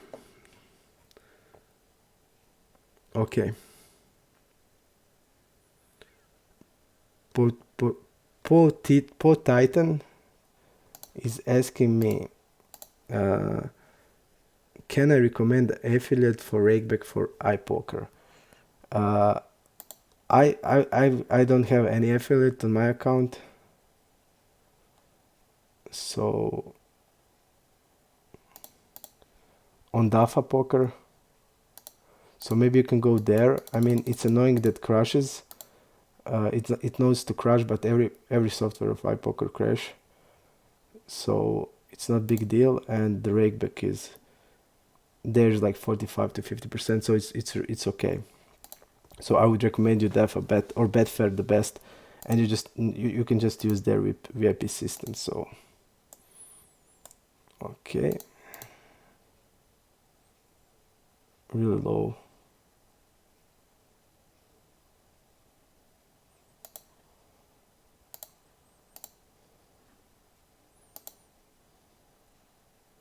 He folds really much here, so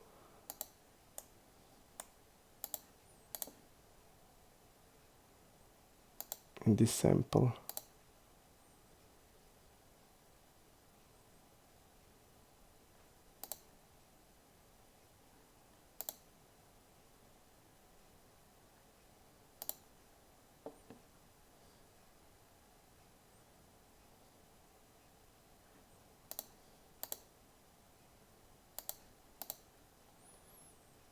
I'm still thinking about that call.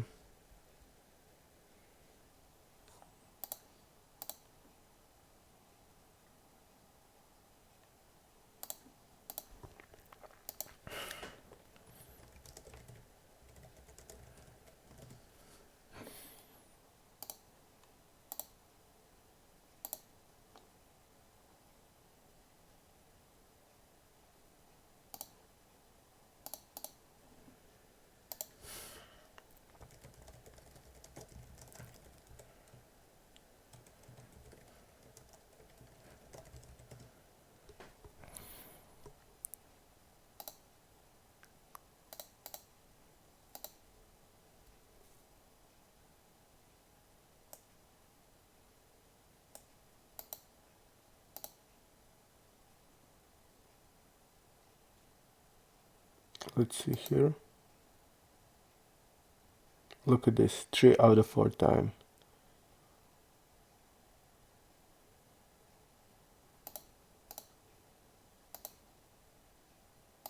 And look at his opening range. I'm just gonna show here.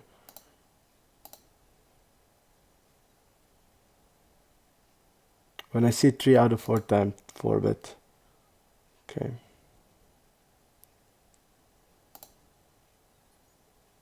We can call, but I just decided to go with the read about over 4-betting. And when I saw like 3 out of 4 time in these positions, and he's like opening 90%, I saw like ace 10 off there. And also have a read that he called jacks on the 3-bet. He called cutoff versus button jacks against us, so he's then repping queens, kings, and aces, and ace king, and that's 30 combos, 18 and 32 combos, and if he's only like 4-betting ace queen off, it's 16.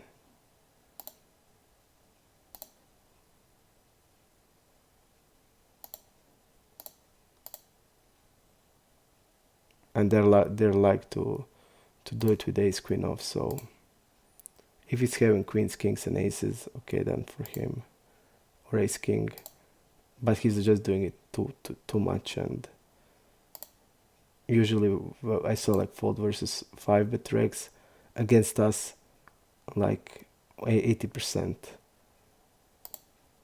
So it means they're like always folding when we shove. That's why I trapped so much with aces. Like we saw like king yesterday, queen 8 suited, then king 4 suited, and like we even saw like hands like ace jack suited and ace queen suited. So I'm just gonna shove, mix with calls, and that's it. Because that 4-bets are so annoying because it's overdoing it.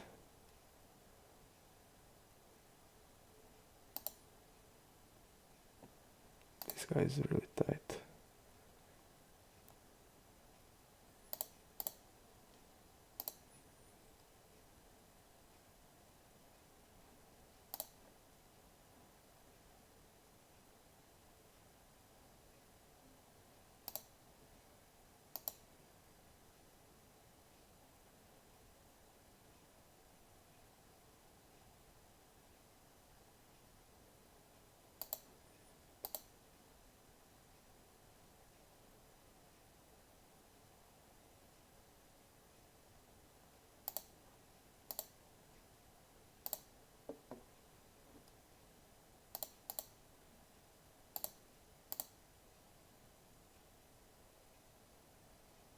And also it was again 3x and against 3x. And against 3x I'm just gonna wanted to shove a lot and not call that wide. So basically if he's having like ace queen mixed with bluffs, ace queen is by itself 16 combos.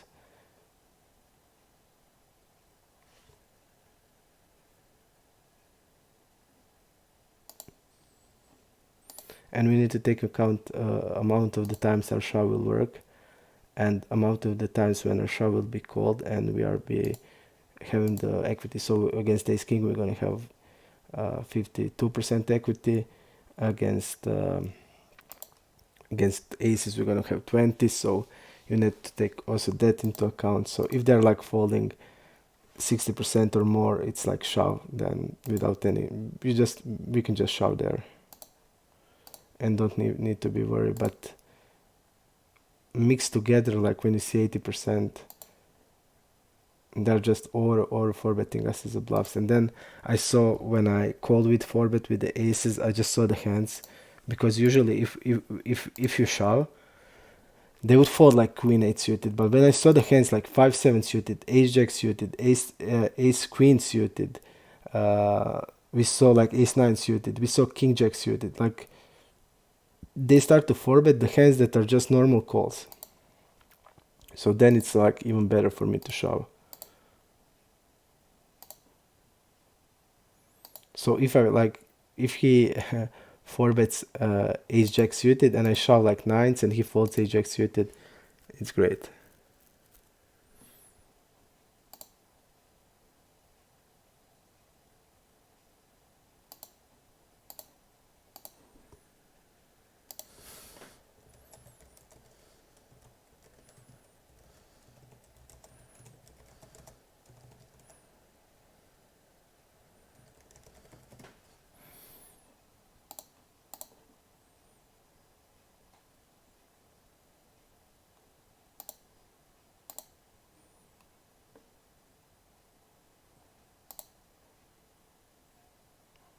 Okay, big blind versus button, 40%. Yep, this guy doesn't have many 6x hands. I'm gonna overbet here. Let's see how much he reacts on overbet. He doesn't fold, but he folds a river then. So it's okay that we can bluff the river then.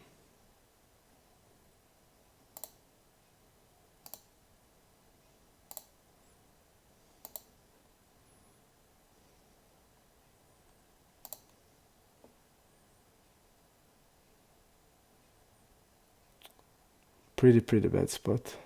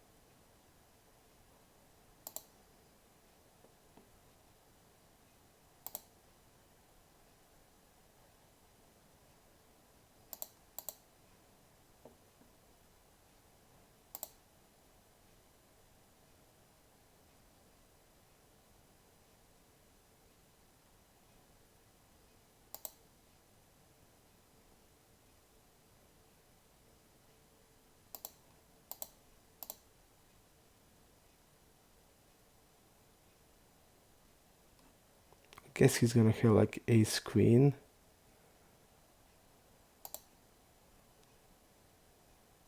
Jacks. Queens. Maybe even nines. But that's it from his flush.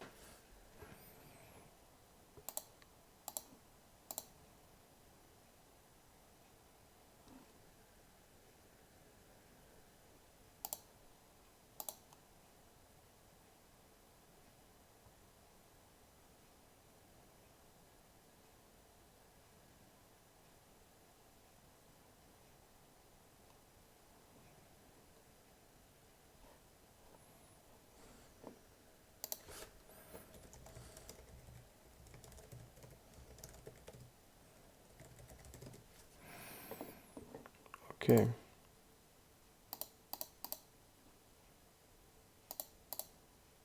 She's calling pretty wide, it seems.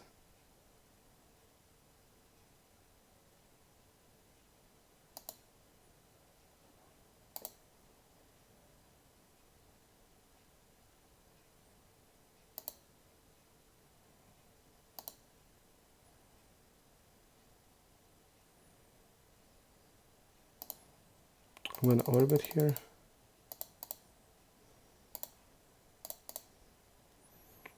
and overbet here also.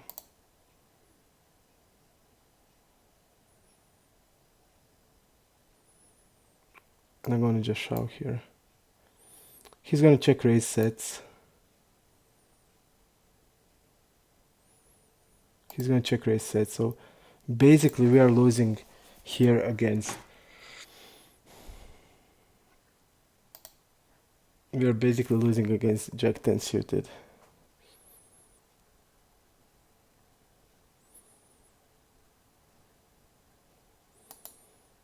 I'm gonna shove here.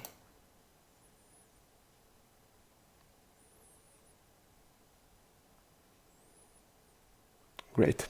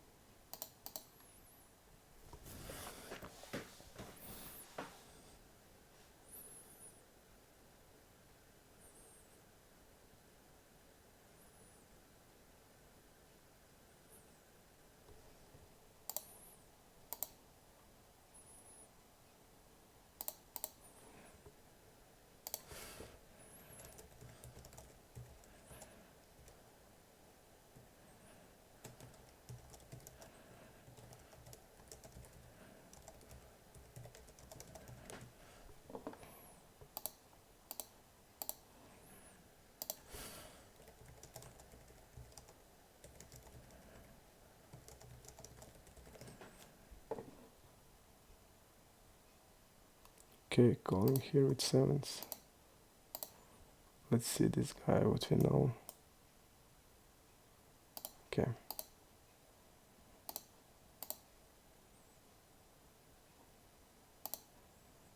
And we saw again how light we are called here. Pretty light. Also the queen is really bad card to have. And I feel like Queen Jack should never be called off shove here. He has so many better hands. Like Queen Jack is really bad.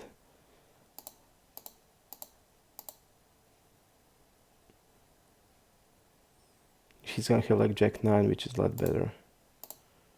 Like 8, 9, 9, 10, it's all better than this.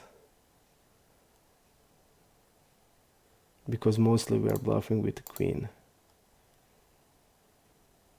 He's gonna have definitely even King Jack here. That's better. But we saw on the program that he's let's see how much he falls on squeeze.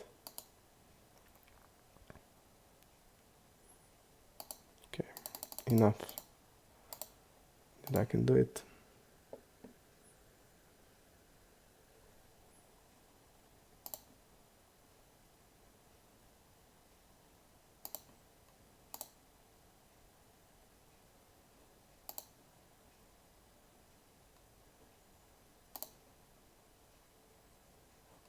Let's see how much he four bets versus squeeze, and we don't have that information.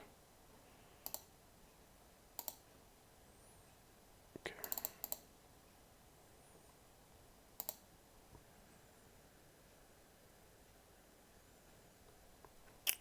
I don't think he would fold if he called like this quick with that. I don't think he would fold.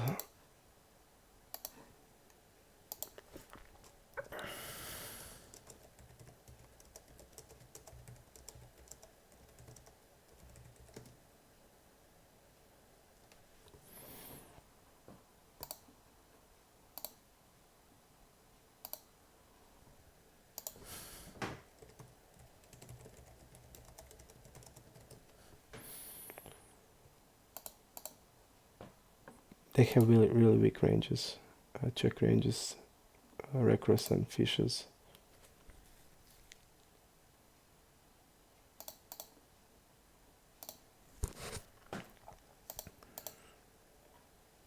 Lucio, okay.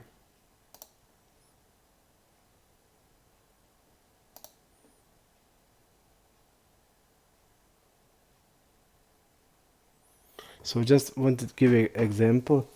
For example, now we know something about the guy and stuff, and how much would be easier for me if I'm like playing with these guys like on one table, and then immediately I would know everything about them. Only player here that I know everything about is the Leeds guy. I mean, I I made like a light calls on him in many spots, and other players I just don't have info, and I don't know that immediately I need to go and check, and then my strategy is like not that good because you need to think about it. But if we are on the one table, then I would like so much easier play, and that's the problem with Zoom, and that's the problem. I don't like Zoom. I really don't. I really hate this format, and it's like worse for me. But I'm gonna just do it till the end.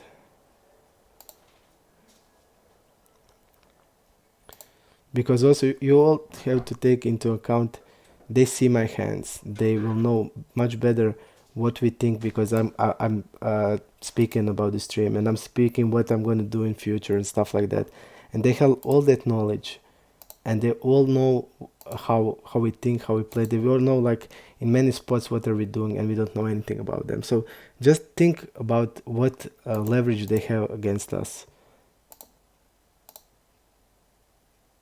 It's massive.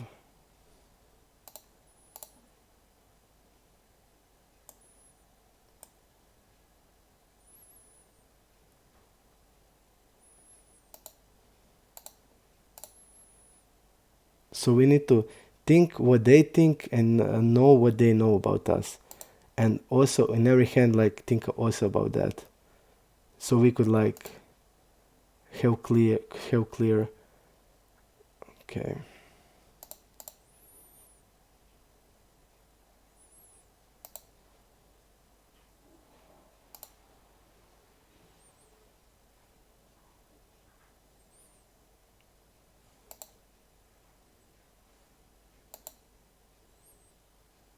See betting everything. Check folding a lot. Okay.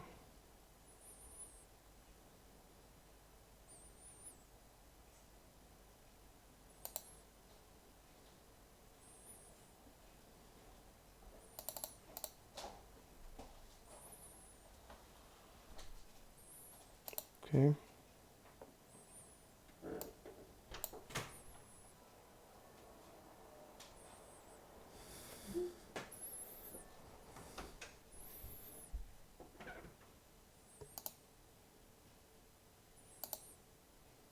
You see like stuff like this. I'm gonna overbet here.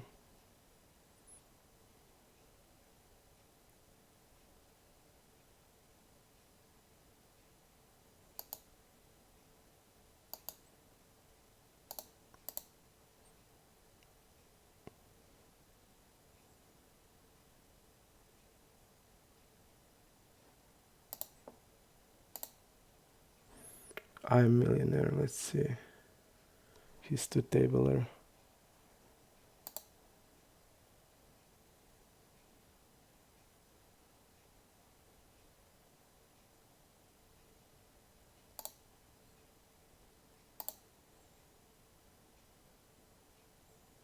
You chase a reg. Okay.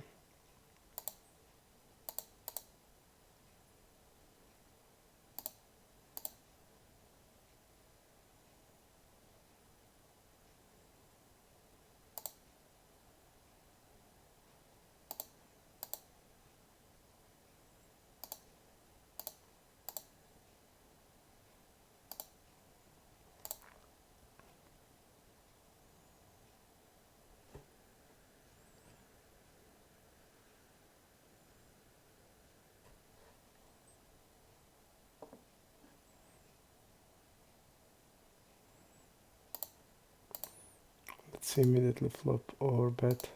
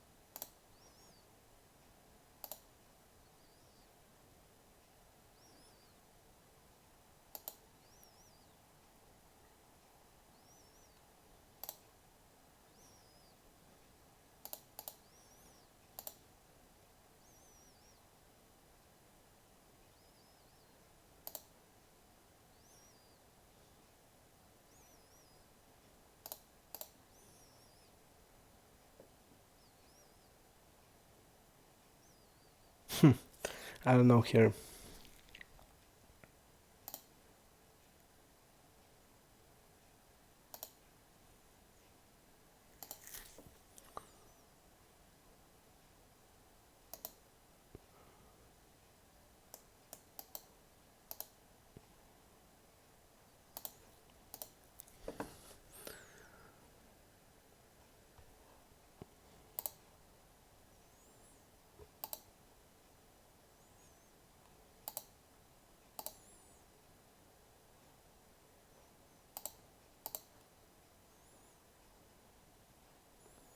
That's what we have on Grandpa Joe.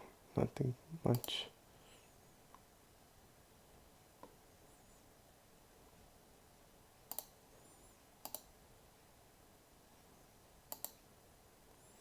%33%. So not that much.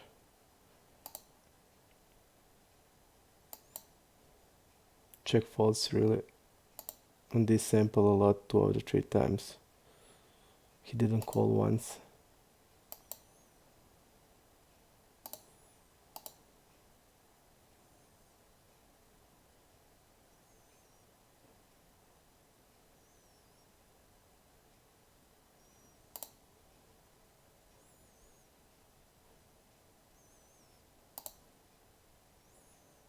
Tries to bluff. We see when they're bluffing, they're using overbet sizes, and this just doesn't have any sense. Delay bet, and he just want to bet normal size with ace-x for value, and that's it.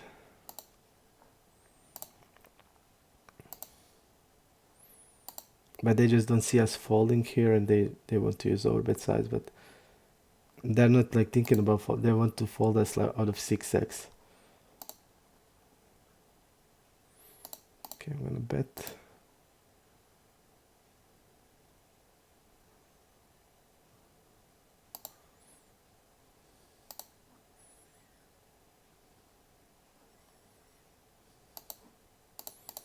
I'm gonna overbet.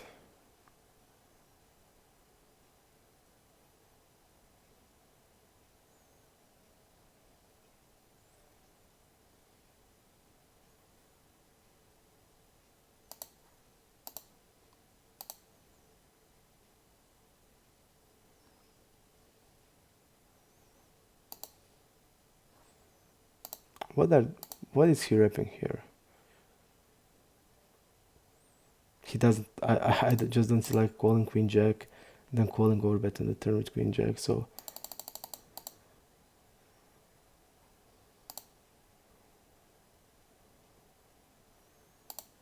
more likely like a hand like a ace 10.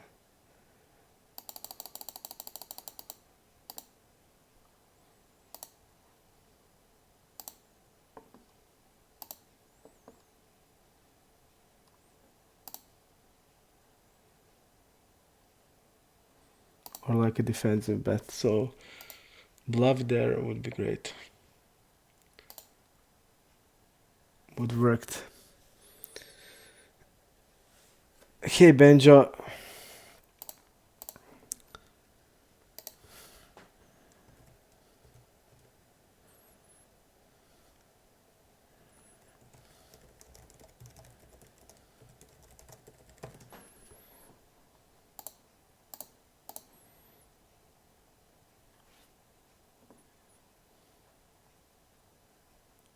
Okay, I'm gonna bet here.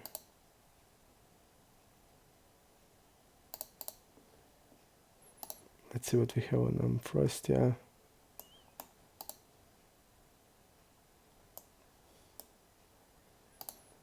I'm just gonna overbet here immediately.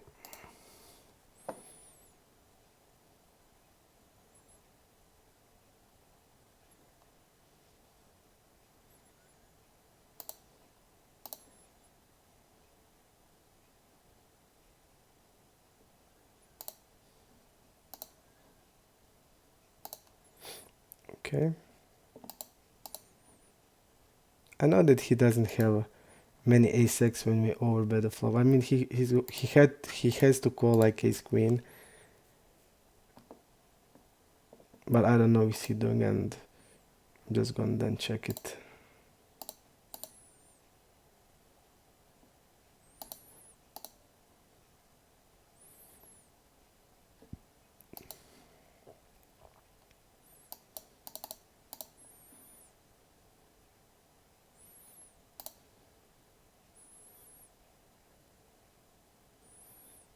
carapace. 1/3. Yep, it has no sense.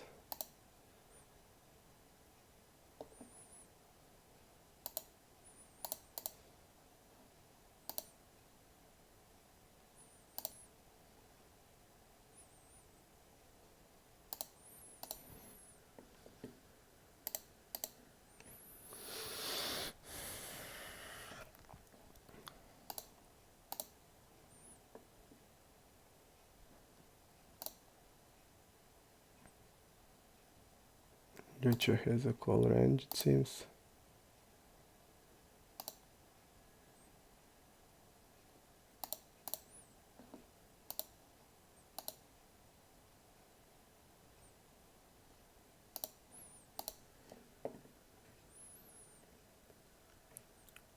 I think I'm gonna play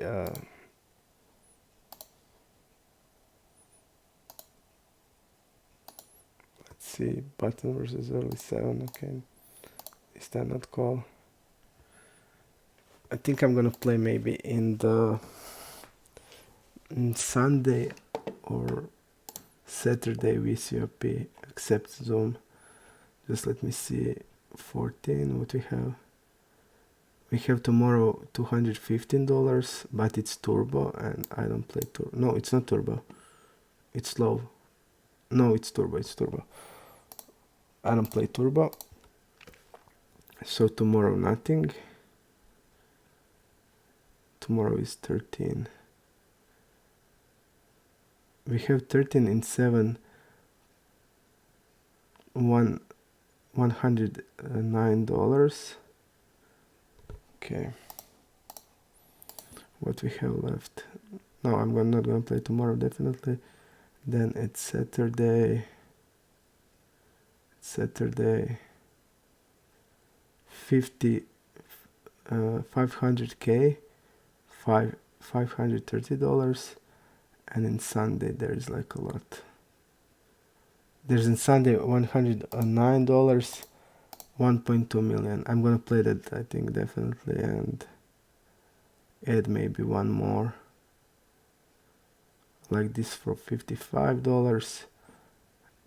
I think maybe we can play Sunday. We can play Sunday then, I think.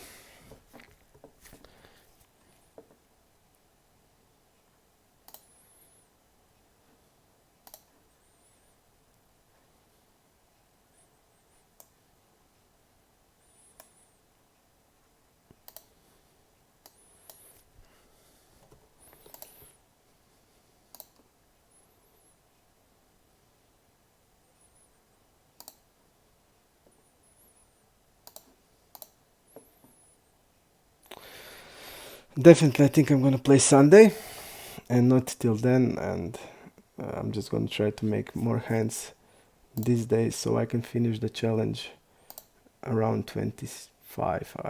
That's like the deadline I need to finish. Okay. Let's see, cutoff versus button. Okay.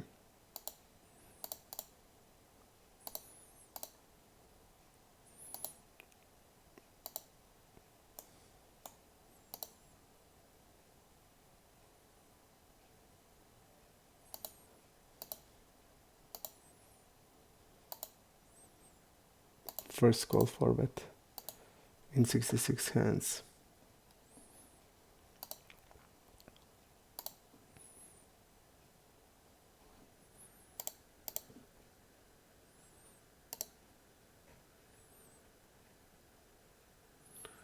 Learn, Carapace, Maruk.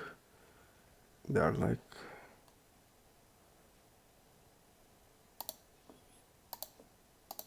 all two tablers, so we're gonna see about them.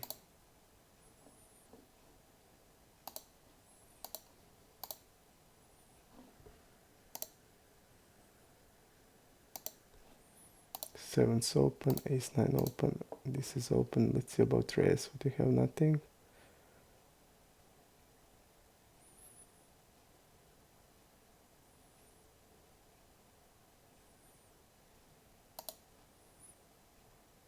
Okay, this carapace guy, we don't know, but seems tight.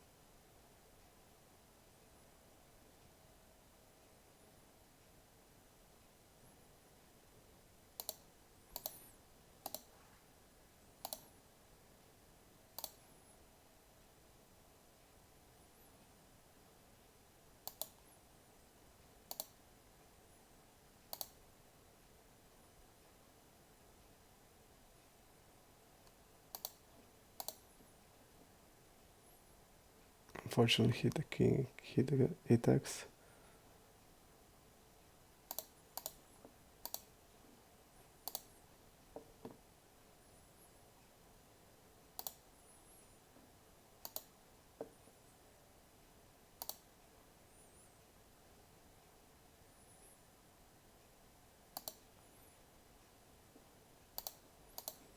This guy seems to be really active. Button like 7% fold to 5 bet, 19%, 8%. Okay, so definitely active.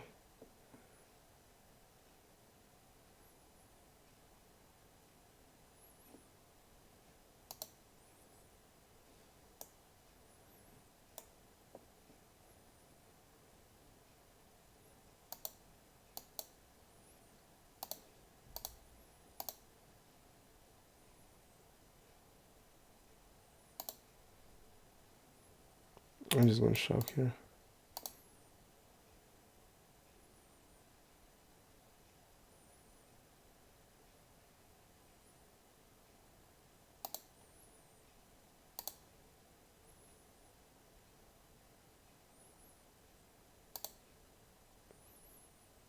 What is he wrapping, like 9x?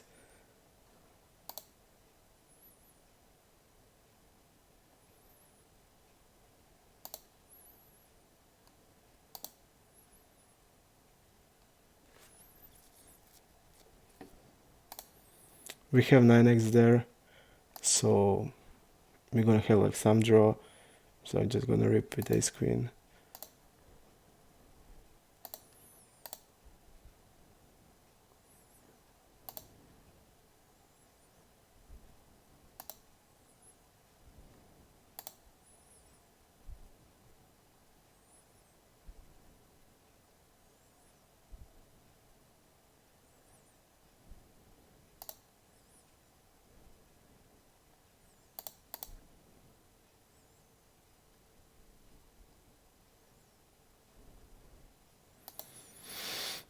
Again, first big blind versus early. Big blind is kind of heads with some button heads, but he didn't do it once here. Let's see what we have on him.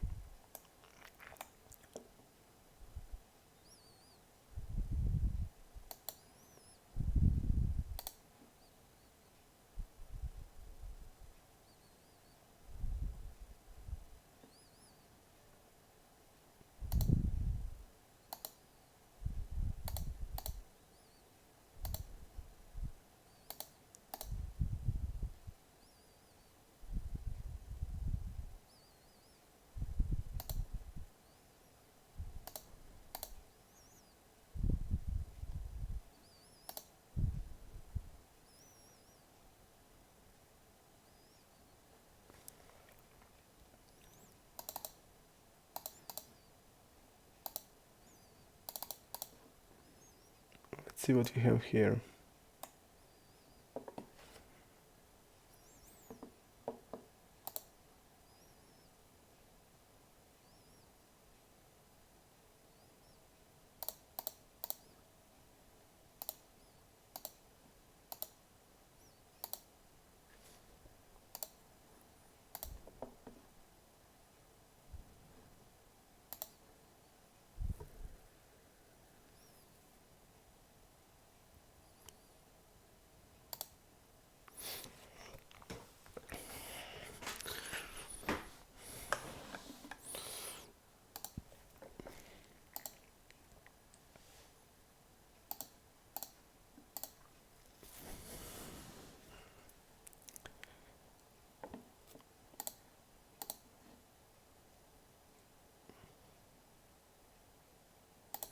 I'm gonna just tone down the size because he's not calling a lot.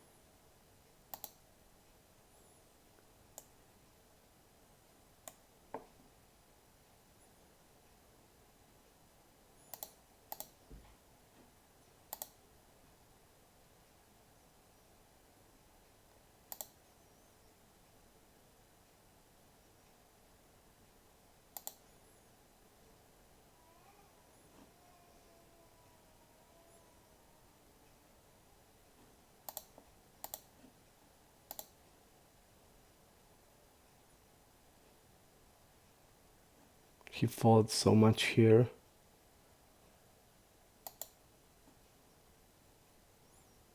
that basically he has or ace or king, and he checks even every day. So when I see like stats like that, I mean this hand is pretty good to like bet. But if the guy has like some weaker hands, but if he's like calling on ace or king, then it's not the greatest.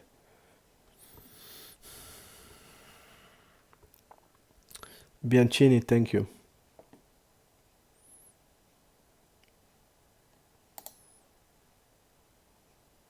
Look at this, also like really tight, 17% tight.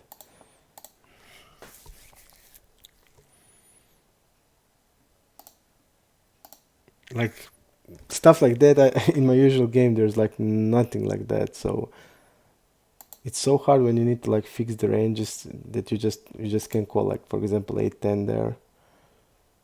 Let's see here, 8%. Seems active on the big blind also. Okay.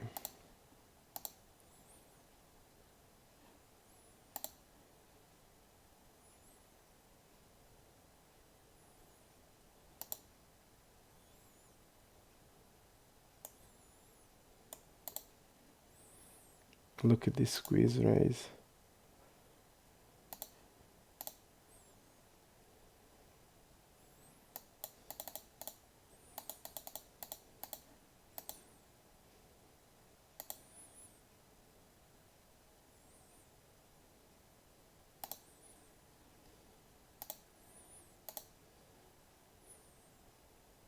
Ace king.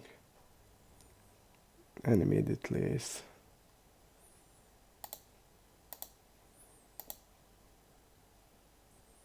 I didn't want to bluff here with tens. Even the river is okay spot to do it. To bet the pot.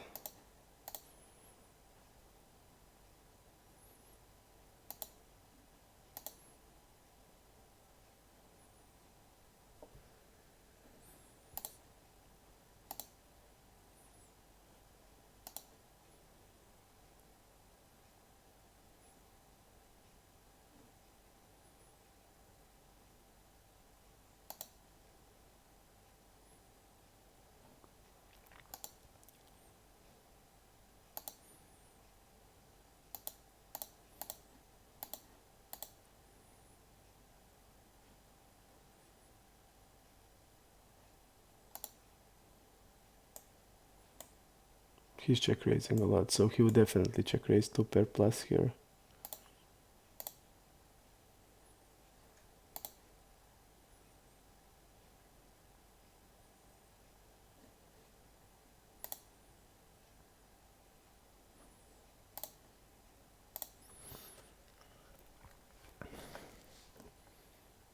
I think we're gonna 4-bet here. Yep, against like this size.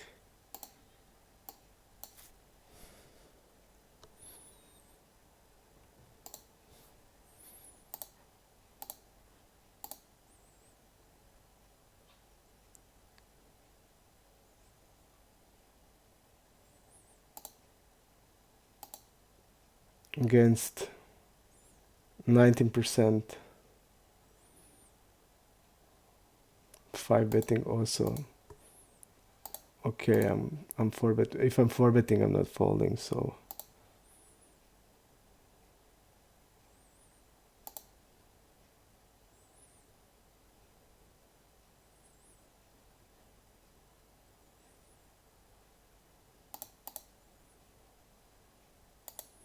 if I'm 4 betting for value, okay, and we are 4 betting for value against 18% hands. Okay.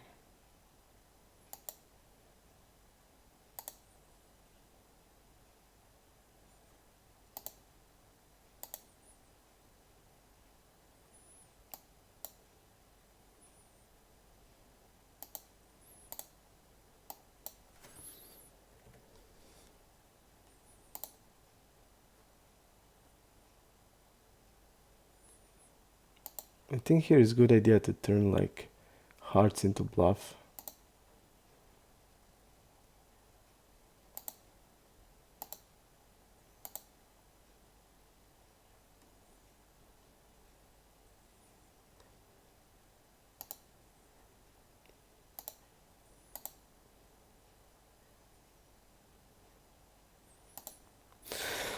Against, like I told you, against 18%, 3 betting a lot when we 4 bet. He was 5 betting 25% and 50% against imposition, so basically when I 4 bet, I just don't, I'm not gonna fold when I 4 bet for value. And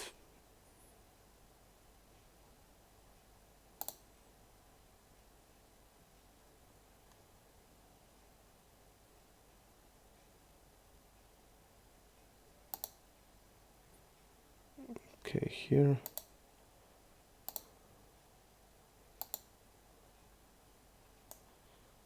Let's see, early, middle, call range.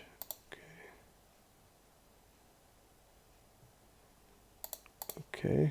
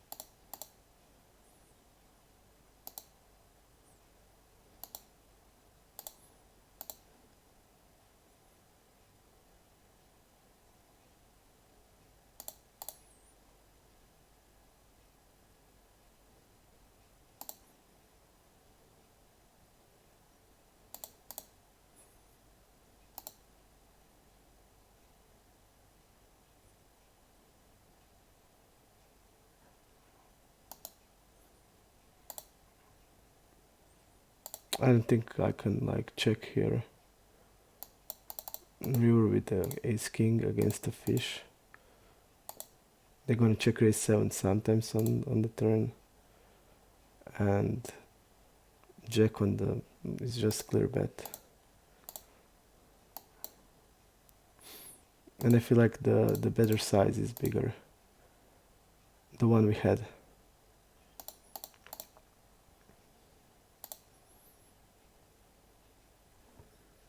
Okay.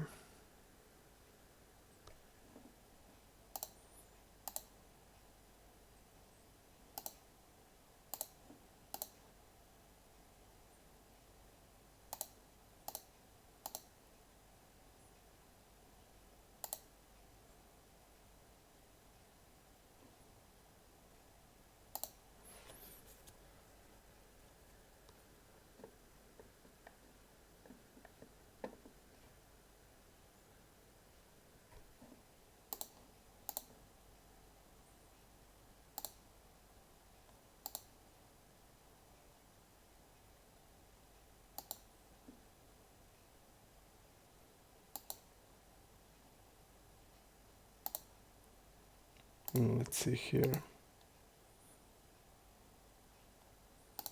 I'm gonna check raise it. Having a diamond also is okay.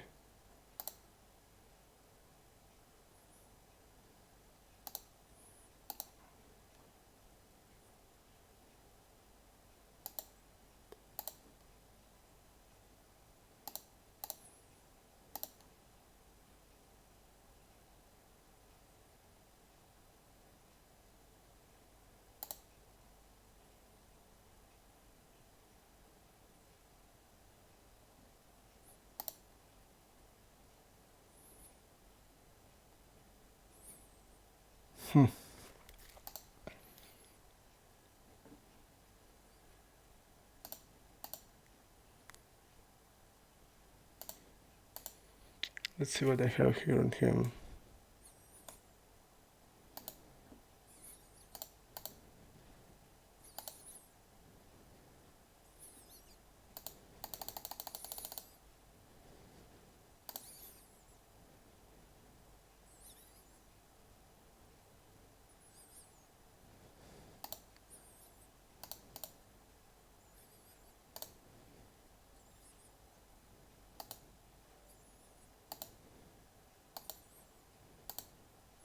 How did I how did I have like king queen here and didn't raise it? Cabeza. Cabeza, let's find him. Okay.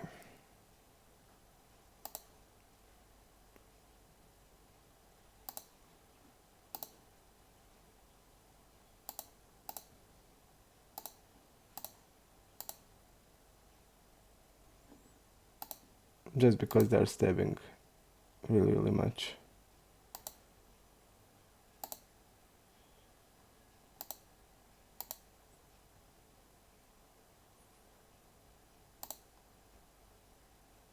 I don't see value in raising.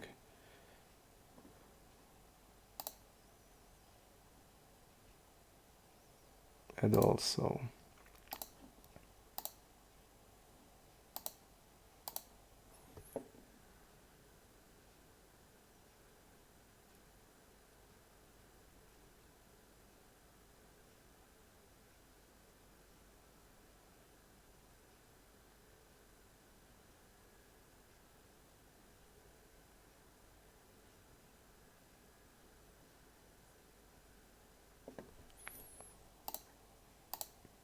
it's exactly 37 case.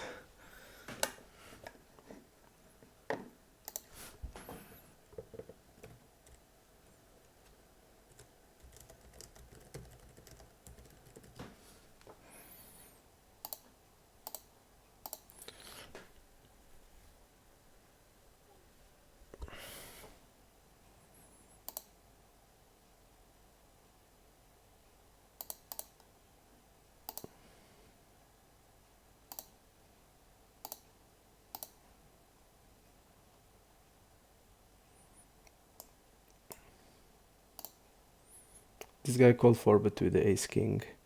160 blinds deep.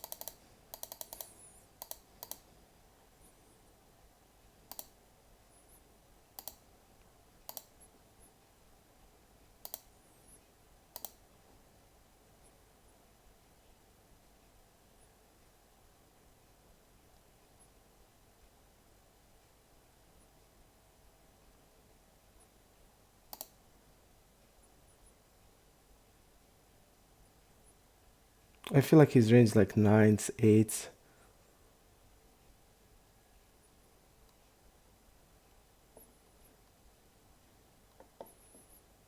And we're gonna check behind a lot on the monitor boards.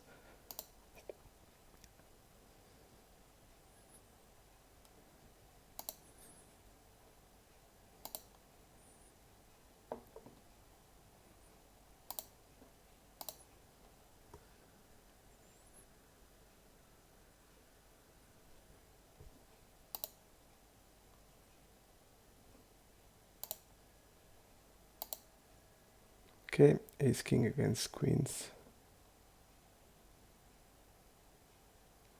Let's see here, he's 4-bet. Look at this. But it's only one of the 4 times, so I select number, but then I select that happened only once. We lost another flip on the river, not the greatest. Okay. He's 3-betting really a lot, so he's not gonna have 10s jacks, he's not gonna have 10 jacks suited. 6s doesn't help him very much, so we're just gonna overbet here like this.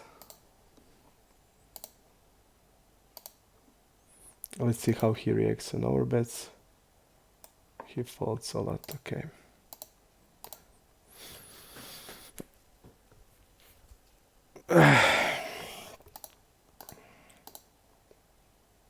There was no sweat, man, no tears, Benjo. I was just deeply disappointed, and I was glad that I didn't show the graph first, because then it would be like bad. So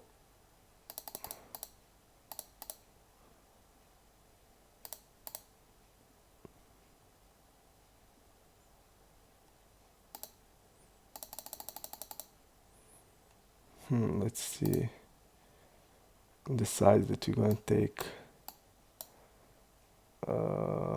Like this.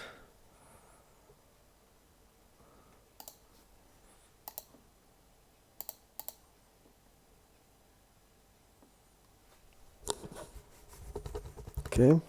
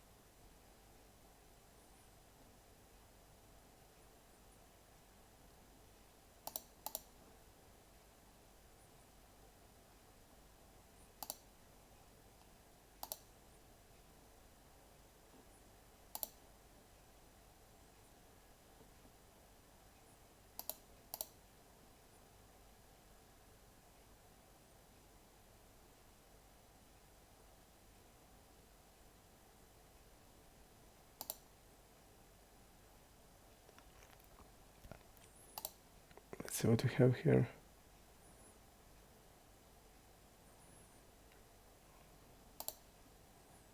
This guy's pretty tight.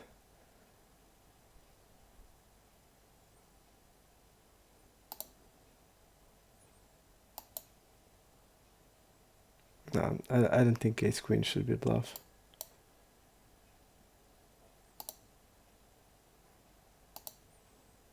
Let's see, I just don't even remember how the hand went. Okay, ISO, bet call. Right, he's wrapping only 4s. He doesn't have, he has 5-7 suited. I'm just gonna shove here.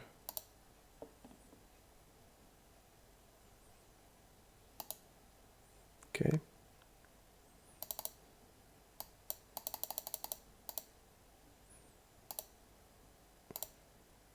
Look at the size here. But I mean, I think we just need to call that.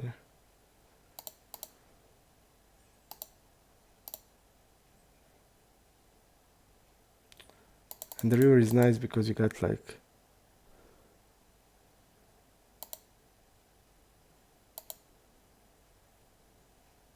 he raised top set in position.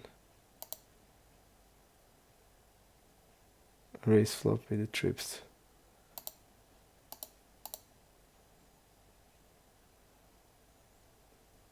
Okay. And he now didn't even want... I feel he's gonna call here. But basically, it's a really bad spot because this guy maybe even fold the turn. Now when I see the guy, when I see the reads we have on him, just fold the turn and that's it. He's only repping 4s but and 5-7 suited. But that's like what he'll always have. So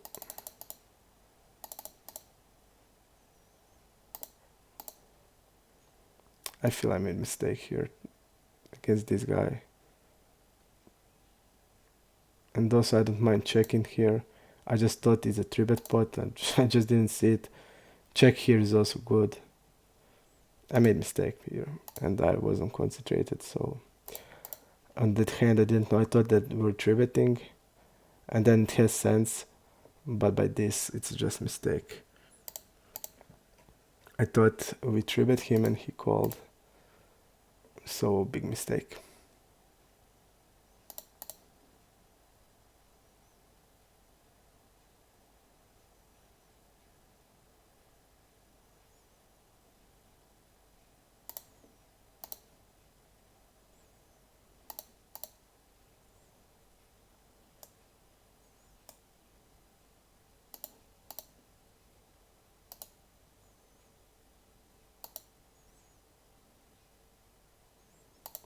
Let's see here how much he reacts and overbets. Folds a lot. Okay, overbet here.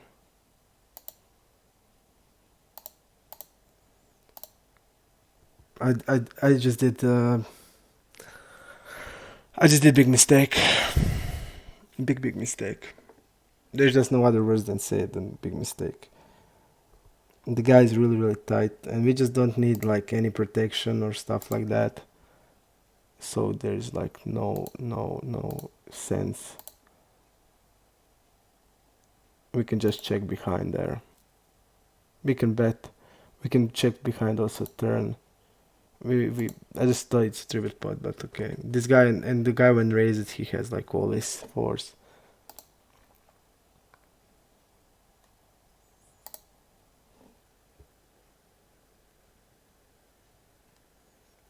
Okay. Okay.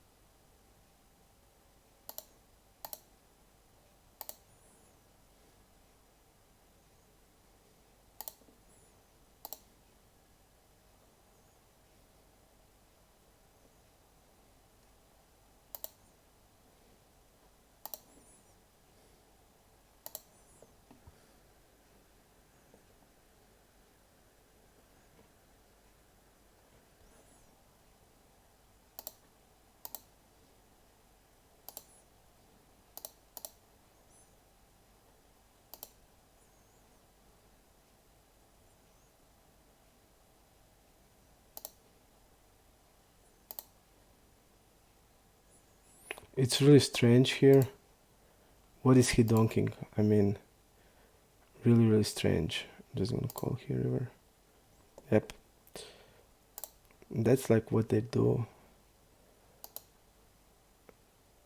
I didn't want to raise, I just call. I think we lost minimally here. Yep. Just a half pot here. And we are beating some value hands. Maybe. But when he donks like that small, it's alarm.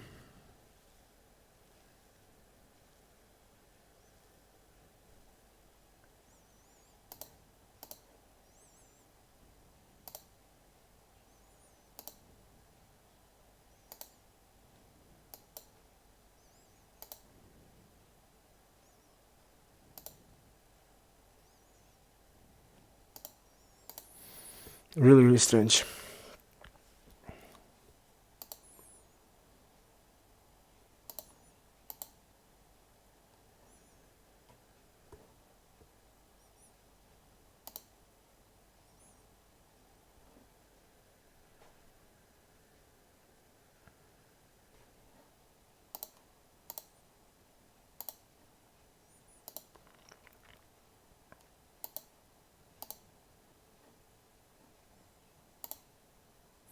It just doesn't have any sense when he donks the turn that weak, what he's gonna donk there.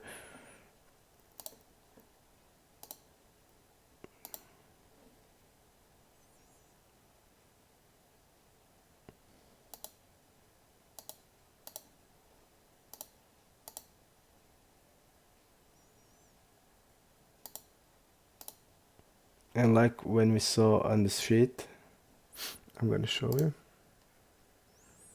Donk, donk and bet.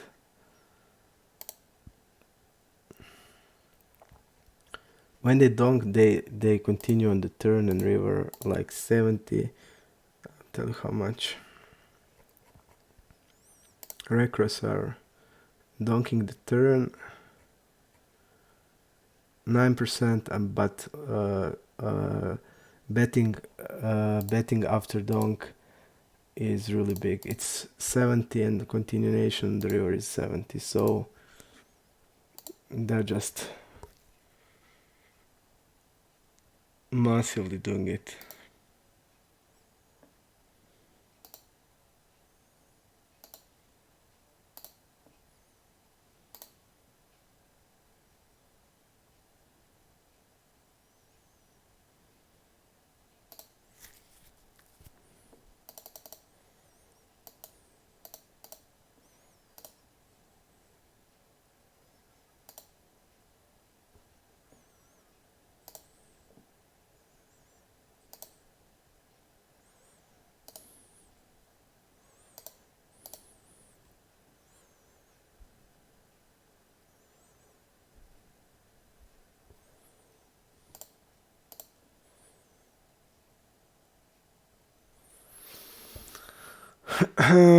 Let's see here.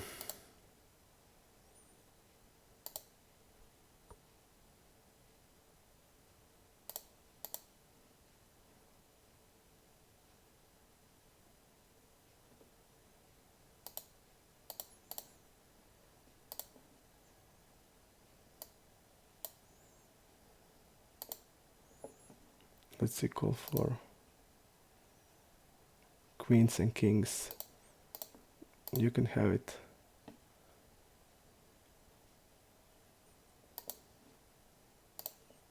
Okay.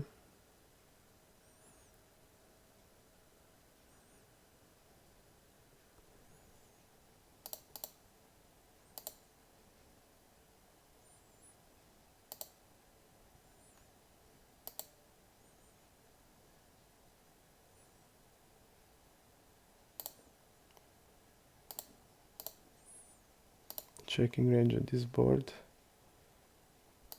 Okay. I'm gonna orbit here.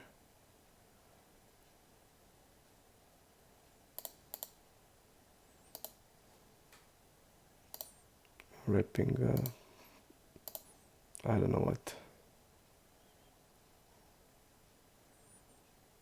Okay, I'm just gonna put it here.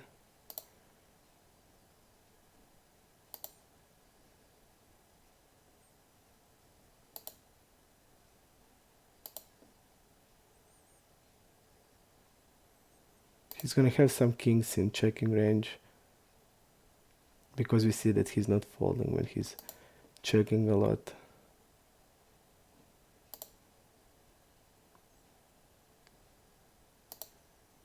We tone down because we're wrapping a straight.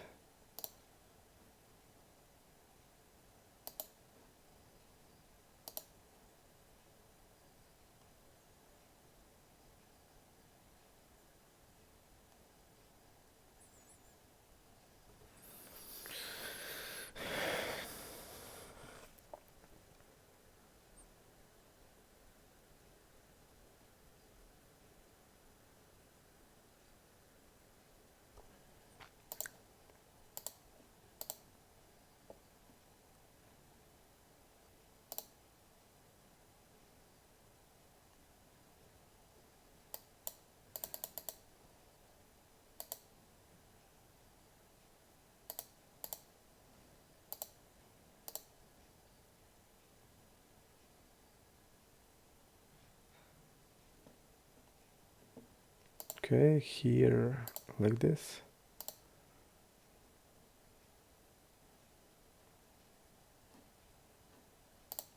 Weimar. Okay, bad have. I'm gonna bet turn.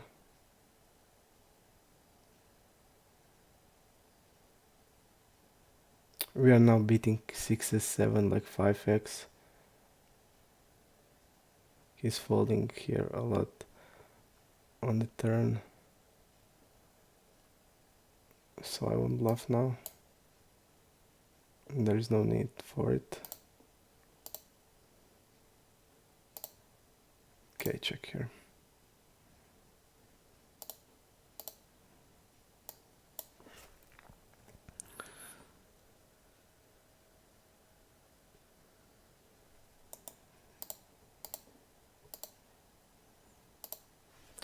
I lost the database NoteCaddy when we upgrade from old NoteCaddy to a custom stats NoteCaddy. Then we deleted the database because I had 128 I had 128 SSD and I needed the space, so I deleted database. I didn't even think it's gonna need to me. I deleted also microgaming database, but we did get that back from the microgaming site that gives us all hand history, so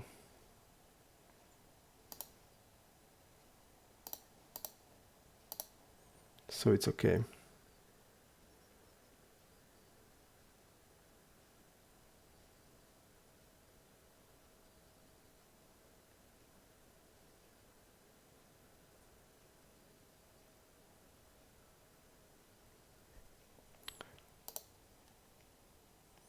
Overbet here. He didn't overbet once till now. This guy also seems really tight.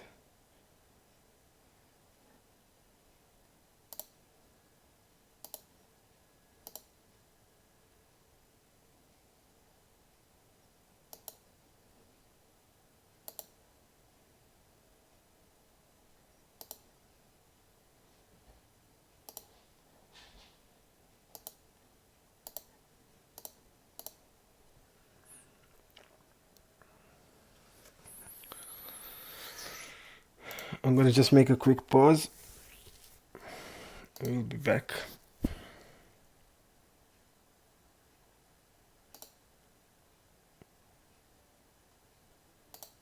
After this hand and this and this.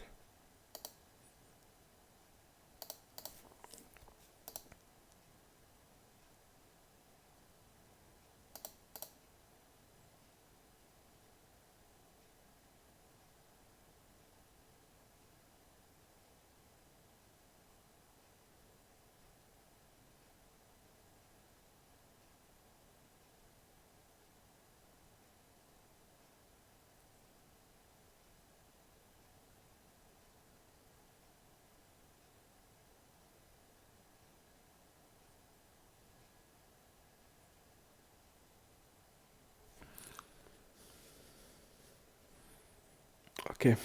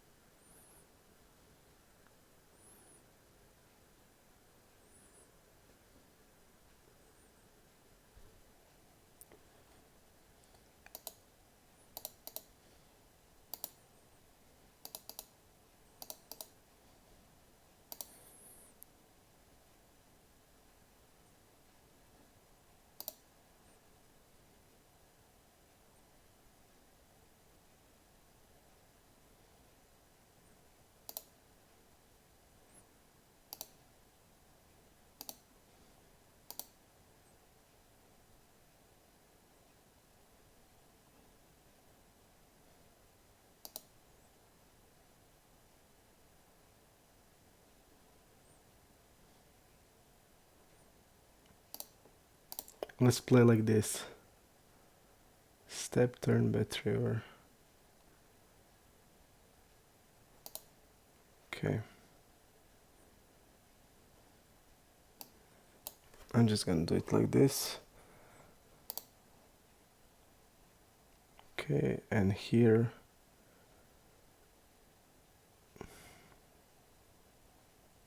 I'm gonna call with kings, okay.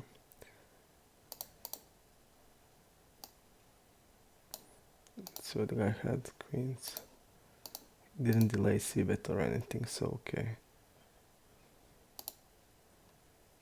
We're gonna... I mean, here I just... When I play like this, I'm gonna have like also weak aces in the check range. I'm gonna have like aces in the check range, sometimes tens. But these kings I will defend. And we saw like he's always using bigger size. So okay.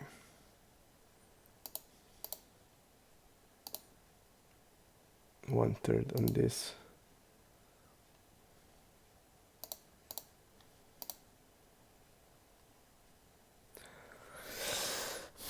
I think that kings there should be defended. And just that guy, it seems like he's always betting. We're just gonna be smart again. He's always betting big when we check, so...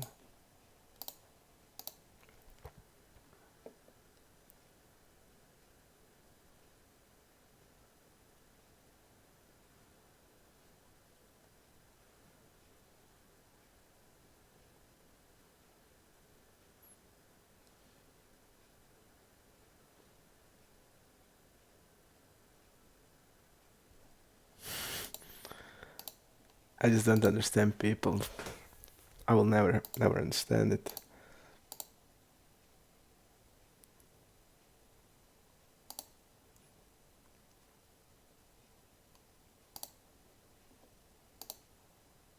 People will always love like ones that they're like not doing anything transparent, not gonna show everything, just like they're gonna show you videos, they're gonna show you stuff like that. But when somebody's like playing 100k live hands, 100k live hands, first time playing Zoom, and without any sample starting and everything, they're not good. That's not good enough. That's like bad. He's scammer, he's faker. But I'm gonna tell you something. Put any of these 6 regs in my table and let me play with them for a month, like 6 tables for a month, and you will see like what is 30 big blinds winnings looks like. Because in Super Sport there is a fish, but regs from Super Sport, good regs from Super Sport that plays are like twice as strong as any other network. We have like 5 players that beats high stakes there, so, and we're battling all the time. And like that also players played on they played also on iPoker, some of them, not all. So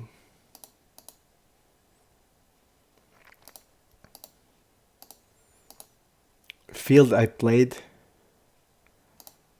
with compared to this field is like it's like laughing spot, because that Rex would crush everybody here of Rex. But what can I do, man? We started really bad. We started really bad. We had that delay shit, two streams. We run like shit. Basically all money we won. I mean, I don't even know how we are winning on the run that we had. We can just, I would like gladly go through all hands to see how much we run into the bigger overpair with the big pair, and how much we lost like kings against aces. It's like almost triple difference, and we even lost 3 times aces against kings. So I just don't know what to say. I would like to see like every other player with the run that I had to see how how would he went. And I played first time Zoom, and also like they see my cards, they see like everything I say. They just have enormous advantage against here.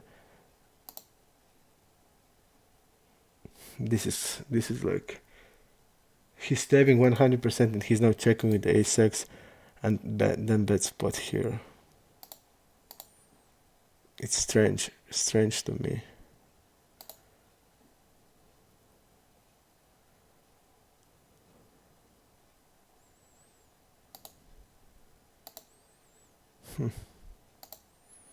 And we don't have anything. Okay. Let's see here, button versus cut of 10%. Let's see, deep,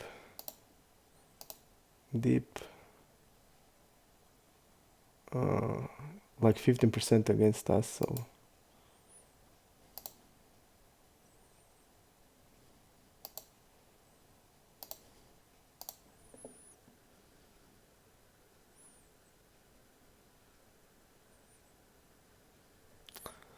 But there's like no time for excuses. And I just don't want to give them. I'm gonna finish the challenge, and then we're gonna see. I'm gonna finish it. I'm try to finish it strong, and then we're gonna see. But I'm telling you, put it on the regular tables. Anybody here, whatever player you want here, put it on, and you will see it. And because I'm here like collecting reads, like after every session, I would like 3 hours going through hands collecting reads, and we don't have even a lot of reads. We had some of them that are really useful, and we made a lot based on that reads, but it's hard to collect it, and I'm basically not using program that I wanted to show here because naively I think like after a few days we're gonna have sample on everybody, and it seems like there's like more than 6,000 players that we played here against. Just insane. So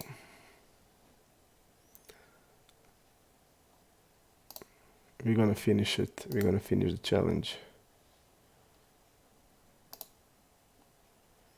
We're gonna finish it strong,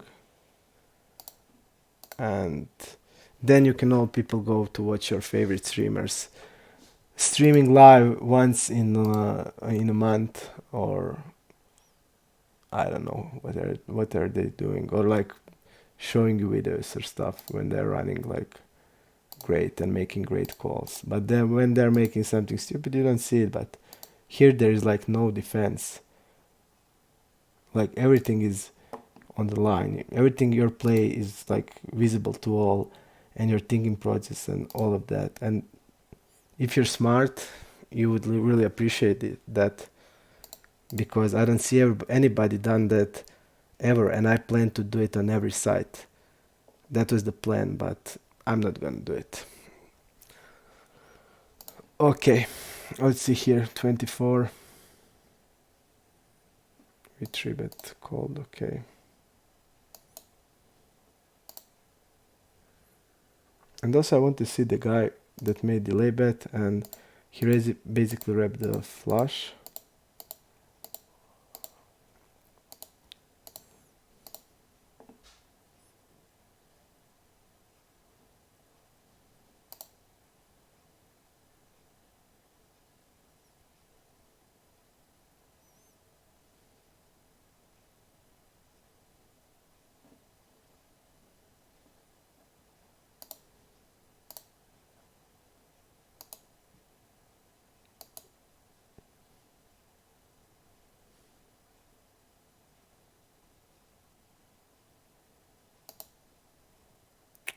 I also feel like this is a bluff, probably.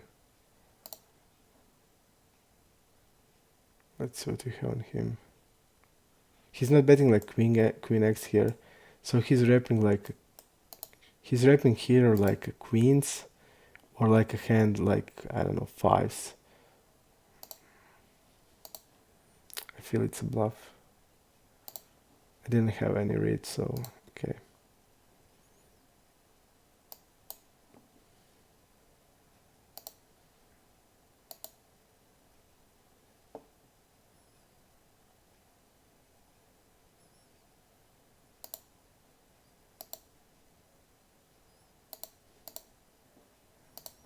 Okay.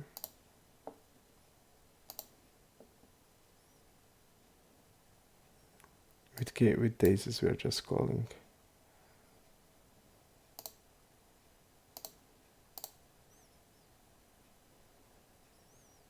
I'm just gonna jam here.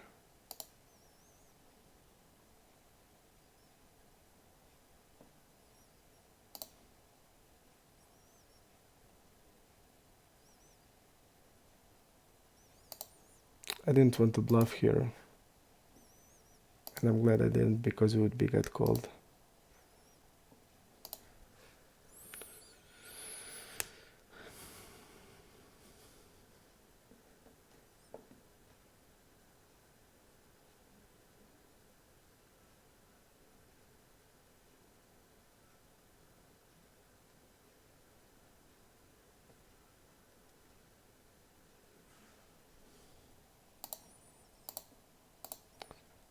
I'm just gonna pause here, because again it started tilting me. I'm just gonna pause it. Okay, let's see. Ultima Forsan is asking, if the graph was fake, how does he make it scammer? He isn't selling anything or else. Yes, it said to lie a graph, but I don't see why.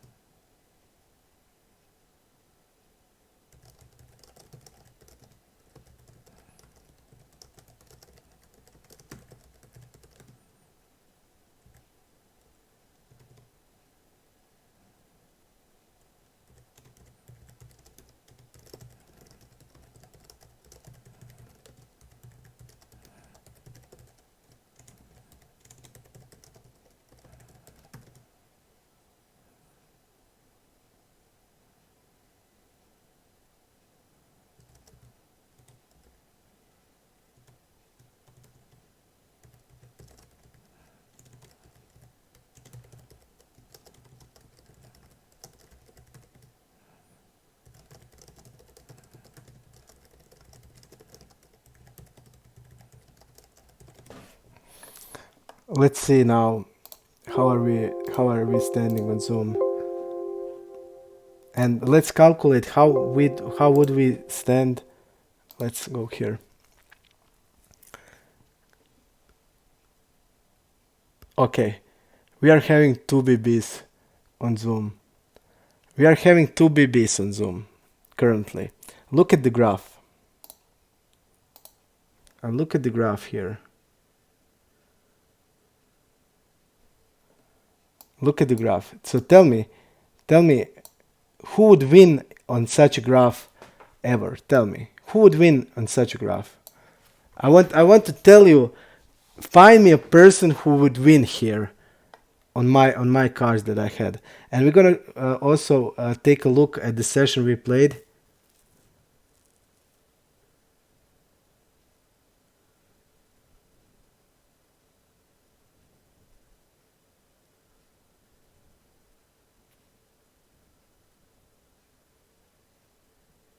Okay, let's see. I'm asking you again. You say I'm struggling on Zoom. You say I play wrong. But tell me then again, with my stats on Zoom, with my style of play on Zoom, without no sample and everything, and look at the graph.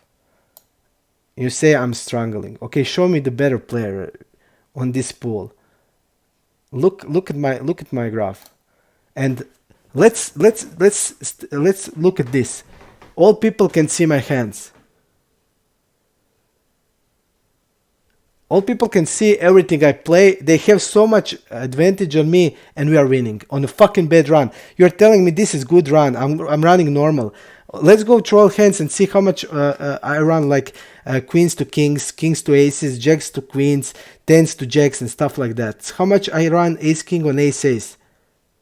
I did all analysis. We're running like shit. It doesn't see it in EV. It doesn't see on EV because like when you're going like queen against kings, it doesn't show on AV. I mean, you're supposed to lose that hand. When you're running like kings to aces, it doesn't show in EV. But when you lose like 6-7 times 4-bet pot with the aces and kings where you trap the guy, and they had like 5-7 suited, they have like 7-8 and hit like on the river they hit like 2 pair and stuff. That doesn't show. That doesn't show.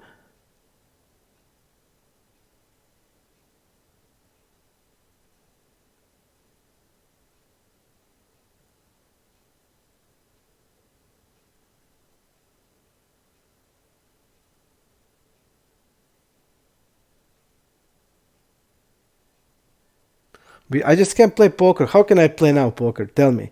You're telling me I'm struggling on Zoom. We won here 1014. Okay. And look at now. Look at this now. We lost in 2 sessions. We lost in 1 session. We lost. It was second session. We lost $1,000. It was 10 buy-ins, and we had a delay on 2 minutes. And people could see my hands, and a lot of shit happens where they like had. Where they had they checked like an overpair in 3-bet pot where we hit the full house on the river when like it's easy shove on the river. They were like shoving us on spots they shouldn't ever shove on us because they saw our hands, and we lost their 10 buy-ins. If that didn't happen, we would be now having like 4-5 BBs on fucking run like this. And you're telling me I'm struggling at Zoom. No, I'm not gonna close the chat.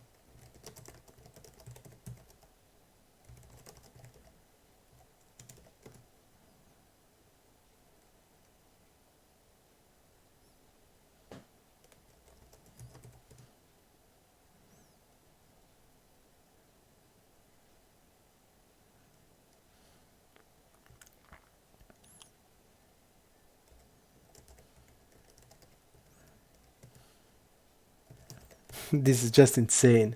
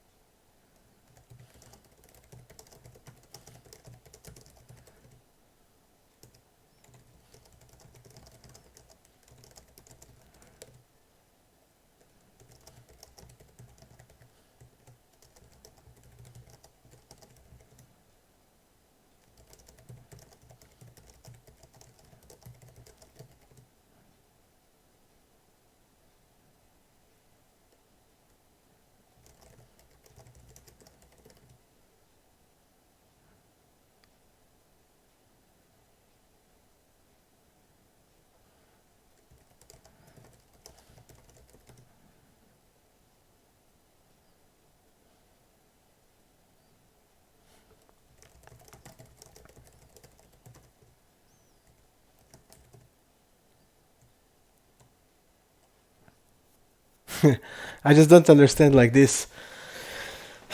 It's just insane to me. I would just like let's do like this.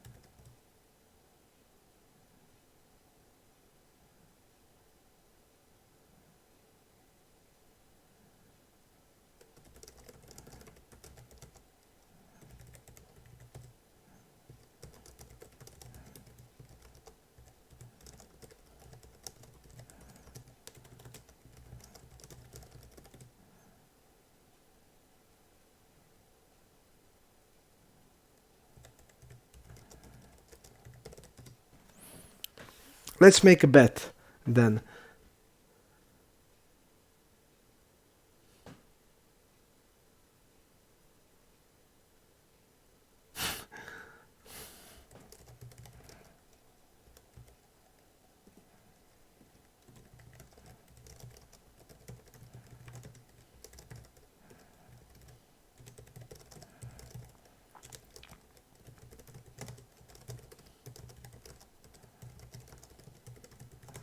I mean, I just can't imagine this, man. It's just insane to me that people are like that. I mean, they can see my hand, they can see everything, and we look at the blue line. I mean, I'm not an idiot. I made such big laydowns, but I made like I lost so sick hands in four-bet pots where the guys were like constantly four-bet bluffing me and hit it in four-bet pots, and that doesn't show in EV, and we are winning.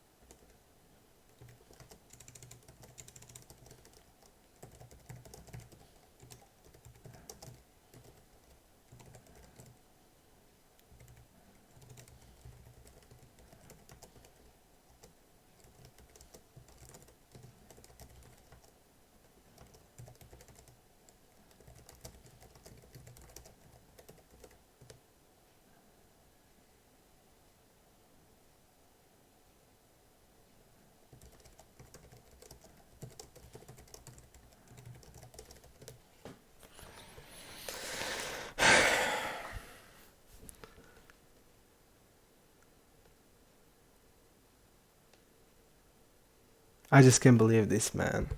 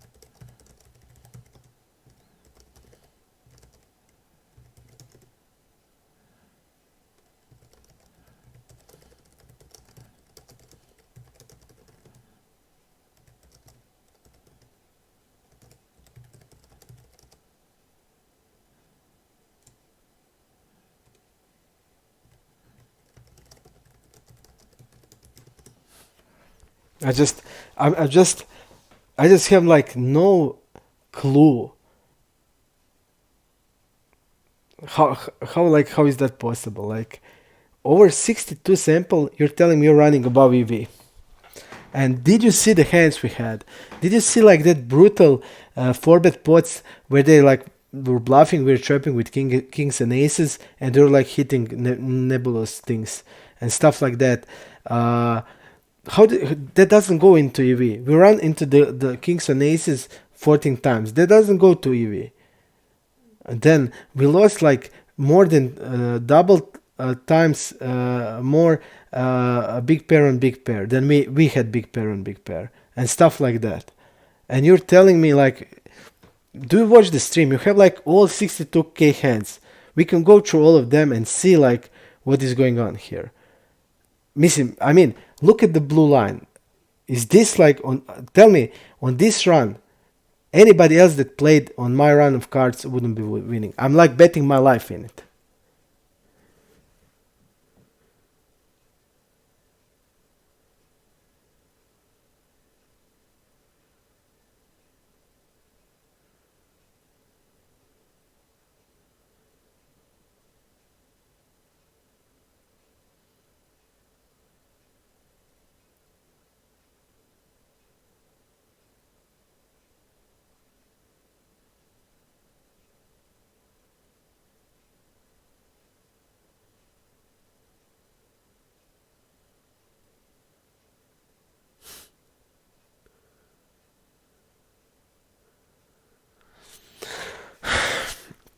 The problem is here that I was like tilted many times. I was like attacked numerous times, and that affected my game.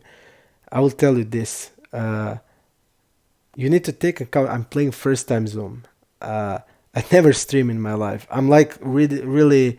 I have like a bad temper, and if somebody like told me this into my face, I would like literally kill. I would like if he's like not right, and I'm not, and I know that people are not right, and when if they're like confronting me, I would just I don't know. I would take their arms out of their bodies, because I have really bad temper. I know that, but I just can't control, and like things like this is like really really putting a fire in me. I mean, I would like go and confront all of you guys, just one me and all of you there. I would just go there, because it's just unfair, fucking unfair. And I hate like injustice. You're like accusing me I'm a scammer. I'm like how do you say, I'm faking graphs and stuff. I mean I did like everything transparent. I started everything transparent. Like then you accuse me like I'm trying to sell the programs desperately. Wherever I played with anybody. Look at the micro gaming regs. Like I challenge everybody. I was just opening tables. I never ran from tables. I was challenging any player. I play on the micro gaming, and I just started to play poker for real. I play with the best reg there is. The reg that played high stakes. I play with him every night. I mean, that's like what I am. And you're telling me now I'm struggling with the Zoom 100.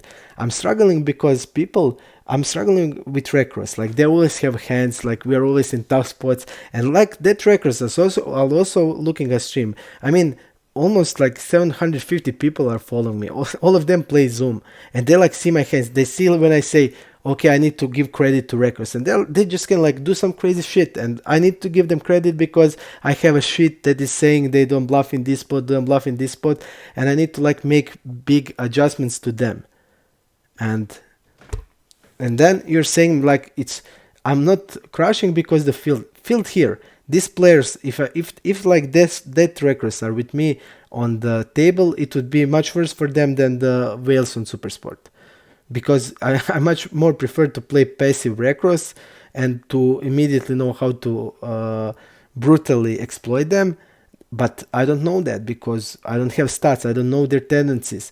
On the regs, I mean, on many regs, we have like 5, 6 big reads, and I immediately understand how they think. So, okay.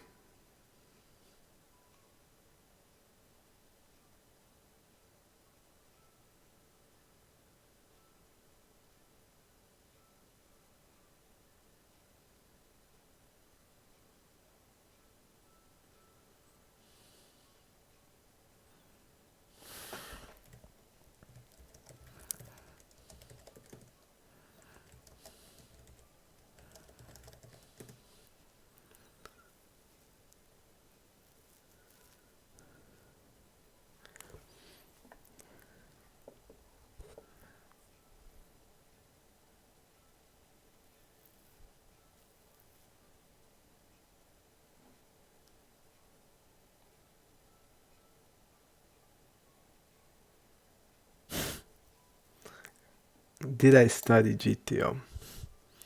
I study more GTO than all of you guys together.